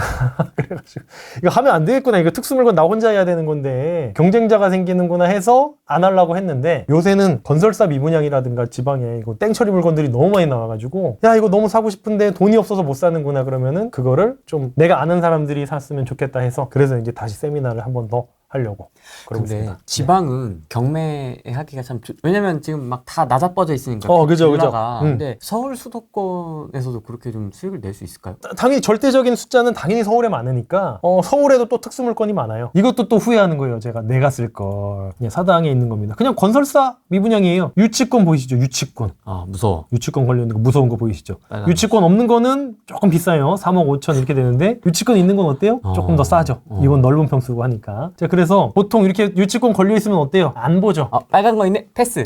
저는 빨간 거 있네? 이거부터 봐요. 그렇게 봐야 돼요. 그래야지 사람이 안 들어오지. 그래서 유치권의 성립 요건이 되게 까다롭잖아요. 그 호수 건물에 대한 공사비여야 되고 인테리어 이런 거 안 됩니다. 결련성 그죠? 그 뭐 이름 있는데 그런 거는 저는 외우지 않습니다. 결련성 뭐 많잖아요. 한 4개인가 5개 있는데 그래서 사용 수익하면 안 되죠. 점유하고 있어야 되고 네. 임차인이 살았었죠. 애초에 사용 수익을 했네. 유치권 돼요 안 돼요? 땡땡땡으로 돼 있는데 무슨 SD 무슨 디자인이에요. 네. 그러면은 뭐 인테리어 업자라는 얘기겠죠. 무슨 디자인이 유치권 걸었으면은. 근데 임차인이 이미 살았어. 그러면 유치권자가 계속 점유하고 있었어야 되죠. 그러네요. 네. 그러면 근데 임차인이 살았어. 자, 사용 수익도 했고요. 점유도 못 했어요. 유치권 돼요 안 돼요? 안 돼요. 안 돼요. 그러면은 우리는 유치권 건 사람들한테 너무 고마워해야 돼요. 이렇게 해서 우리는 단독 낙찰을 받았거든요. 허드를 만들어준 거네. 허드를 만들어준 거죠. 그래서 저희가 이제 요거는 집이 가까우니까 가서 택시 타고 가서 봤어요. 가서 봤는데 여기 이제 건물 관리하시는 분이 요게 3동짜리거든요. 건물 여기 가니까 요게 3동짜리예요. 위치도 훌륭합니다. 이수역. 여기 훌륭하죠. 이수역에서 700m 정도. 700m 정도고 신축이에요. 딱 건설사 미분양은 당연히 신축이겠죠. 근데 제가 저번 시간에도 말씀드렸는데 건설사 미분양에서 주의해야 될 게 있어요. 공사가 다 안 됐을 수 있다. 네, 당연히. 근데 사람이 살았네요. 건사가 다 안 돼 있겠어요? 돼 있겠어요? 다 돼 있다. 다 돼 있죠. 그리고 여기 이제 가보니까 여기 이제 이렇게 A4 용지로 갖다가 관리사무소, 이게 임차인이 지금 아직 별로 없으니까 집 비어있는 데가 많으니까 관리사무소를 따로 안 해놓고 관리를 세입자 대표 같은 분이 이제 이렇게 하고 있더라고요. 근데 제가 또 검색을 해봤죠. 건설의 전무가 여기 건설 그거 전화번호 붙여놨더라고요. 이름이.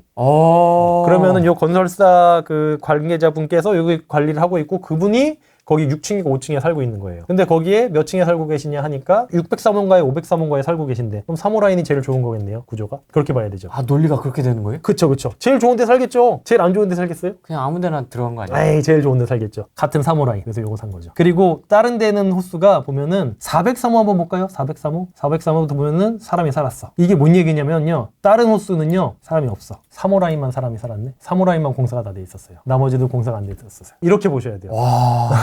다른 라인은 제가 이제 낙찰 받고 나서 제가 이제 그 전무님이랑 이제 제가 받아준 애는 대전애니까 못 와요. 제가 이제 명도 해주고 했거든요. 그냥 사실 명도도 이미 비어 있으니까 명도비를 500만 원을 달래요. 그래서 비싸다. 그러면 얼마 하면 되냐? 400만 원 합시다. 왜냐면은 풀 세팅이 싹 다 돼 있어요. 냉장고부터 세탁기부터. 빌라에는 그런 게 없잖아요. 근데 그게 싹 다 돼 있고 너무 깨끗해. 그리고 다음날 바로 문 열어주겠대요. 근데 명도 한다고 막 한 달, 2달 싸우고 이자 꽁으로 나가는 것보다 그냥 400만 원 주고 명도하는 게 훨씬 효율적이라서 그냥 400만 원 주고 다음날 바로 문 열어서 이거 받자마자 한 달도 안 돼서 잔금까지 싹 다 받았어요. 보증보험이 3억 2,800인가까지 나와요. 세금 내고 3억 3,800. 세금 내고 한 7, 800만 원 정도 풀피 났거든요. 이수역 근처 물건에 신축에 역세권에 이수역 7호선 더블 역세권에 그런 물건을 신축으로 풀피를 낸다? 힘들죠. 근데 풀피를 냈어요. 나머지 호수들은 싸게 받긴 했는데 요거 다 공사 새로 해야 돼요. 시멘트 마감만 돼 있고 아무것도 안 들어가 있어요. 벽지 수도 뭐 마감 목공 불러가지고 다 해야 돼요. 근데 3호 라인은 보면은 3호 라인만 사람이 살고 있었네. 그럼 1, 2, 3, 4 중에 3만 돼 있는 거야. 그렇죠. 보면은 이거는 이제 비하인드 스토리인데 나중에 들었어요. 그는 몰랐던 건데 나중에 들은 건데 3호는 보면은 여자 이름이었어요. 3호는 남자 이름이에요. 3호가 아들이고 3호는 그 아들이랑 결혼 예정으로 한 약혼 예정돼 있는 아가씨였는데 파혼 내가지고 둘 다 이제 나갔다. 그게 이제 스토리고 아들 살고 아들 며느리 될 사람 살던 데니까 어때요? 잘 해놨겠죠. 그래가지고 풀 세팅이 돼 있던 거예요. 근데 그거는 운이 좋았던 거죠. 아무튼 그런 식으로 이제 우리는 셜록 홈즈가 되면은 됩니다. 이런 식으로 이제 조사해보면은 유치권이 뭔지도 사실 다 나와요. 유치권을 걸었잖아요. 이 유치권을 알 수 있는 사람들은 여기에 있는 요 사건 관계자들은요, 유치권이 뭔지 다 알 수 있어요. 그러면은 여기 근저당 요게 이제 포항 수협인가 포항 신협인가 그랬었거든요. 요 은행에 전화해보면은 유치권의 내용에 대해서 알까요, 모를까요? 알겠죠. 압니다. 그래서 근데, 전화해봤죠. 근데 낙찰받기 전인데. 알려주죠. 이 수협에서는 이게 비싸게 팔려야 좋을까요? 싸게 팔려야 좋을까요? 비싸요. 그래야지 채권 회수가 되죠. 그렇죠. 아주 잘 알려줍니다. 그래서 이 유치권이 뭐냐고 물어봤을 때 지금 요 사건 번호가 다 같은 거잖아요. 지금 105663이라는 사건 번호가 다 같죠. 근데 이제 여기에서 몇 층인지 기억이 안 나는데 아들 살던데 아들이 그 인테리어 해놓은 거를 그거 결제 안 해줬대요. 그래가지고 그 몇천만 원을 유치권을 걸었는데 사건 번호가 같으니까 그냥 다 같이 걸린 거예요. 3호에만 걸었는데. 근데 만약에 3호를 우리가 받았다고 치더라도 그 유치권 성립 안 됩니다. 아무튼 그래서 이제 그런 거 다 알려줬어요. 몇 호에. 그래가지고 우리 3호 들어간 거예요. 3호에 유치권 걸려 있는 거다라는 거를 포항 거기서 알려줬으니까. 그래서 골치 아파지겠다라는 생각에 그냥 못 들어간 거죠. 유치권 아닌 거 확인했죠? 집주인이 사무라인에 사는 거 확인했죠? 그리고 사람 살았던 거 확인했죠? 그러니까 모든 위험성이 다 이제 거기서 배제된 거죠. 그래서 들어갔고 그냥 한 달도 안 돼서 풀피냈고 지금 이거 단타로 팔아도 4억 넘게 팔걸요? 방 2개 화장실 하나에 이수역 근처 신축 빌라인데 훌륭하죠? 존나 카리스마 있어. 이러니까 뻑이 가지. 멋있다. 네, 이렇게 하는 겁니다. 코난. 아, 네, 명탐정 코난. 그렇게 추리를 해가는 거예요. 여기서 어떤 걸 제일 좋은 걸 고를 수가 있을지. 야, 이런 느낌이구나. 이런 스타일의 투자를 배우고 싶다. 그렇죠, 하면은 그렇죠. 세미나를 보면 돼요. 세미나 보시면 됩니다. 근데 사실 세미나 듣는다고 이런 추리하는 거를 배워가실 수는 사실 없어요. 만약에 그래도 알려주실 거 아니에요, 그 유형별로. 저는 그냥 뭐 무한 재수강 다 해드리고 그냥 뭐 카톡 해가지고 궁금한 거 있으면 다 대답해드리니까 그냥 세미나 들어오셔서 유형별로 뭐 궁금한 거 있으면 다 질문해주시고 그리고 애초에 세미나 들어오시면은 궁금한 것들이 일단 확 사라지실 거예요. 그러니까 제가 설명을 잘 해드리는 게 아니고 소음을 좀 제거하는 방법을 좀 알려드리거든요. 그래서 막 경매에 뭐가 나왔다, 여기 재건축 이게 묶였대요. 여기 이거 괜찮은 거예요. 그러니까 이제 그런 거 괜찮은지 안 괜찮은지 알려면은 역산 해봐가지고 이게 공짜로 주면 가질래, 1억에 팔면 가질래 해가지고 2억이면 가질래, 그런 식으로 역산해서 그냥 계산해드리는 방법을 알려드리니까 그런 이제 사소한 질문 자체가 이제 애초에 없어져 버리거든요. 세미나 들어오시면은. 그래서 그런 식으로 이렇게 추리하시는 방법도 대략적으로 알아가시고 근데 이거 컨셉 잡는 거는 계속 해봐야 하시는 거라 하는 방법을 알려드릴 거고 그런 거 이제 그리고 특수물건들 유치권, 전세권, 대항력 있는 거, 법정기일 앞서는 거, 법정기일 앞선다면 그거 계산하거나 알아볼 수 있는 방법 요런 거 좀 테크니컬한 거 알려드릴 거고 그래서 관심 있으신 분들은 고정 네네. 댓글에 링크가 있으니까 예 세미나 들어오시고 네, 한번 보시면 될 것 같습니다.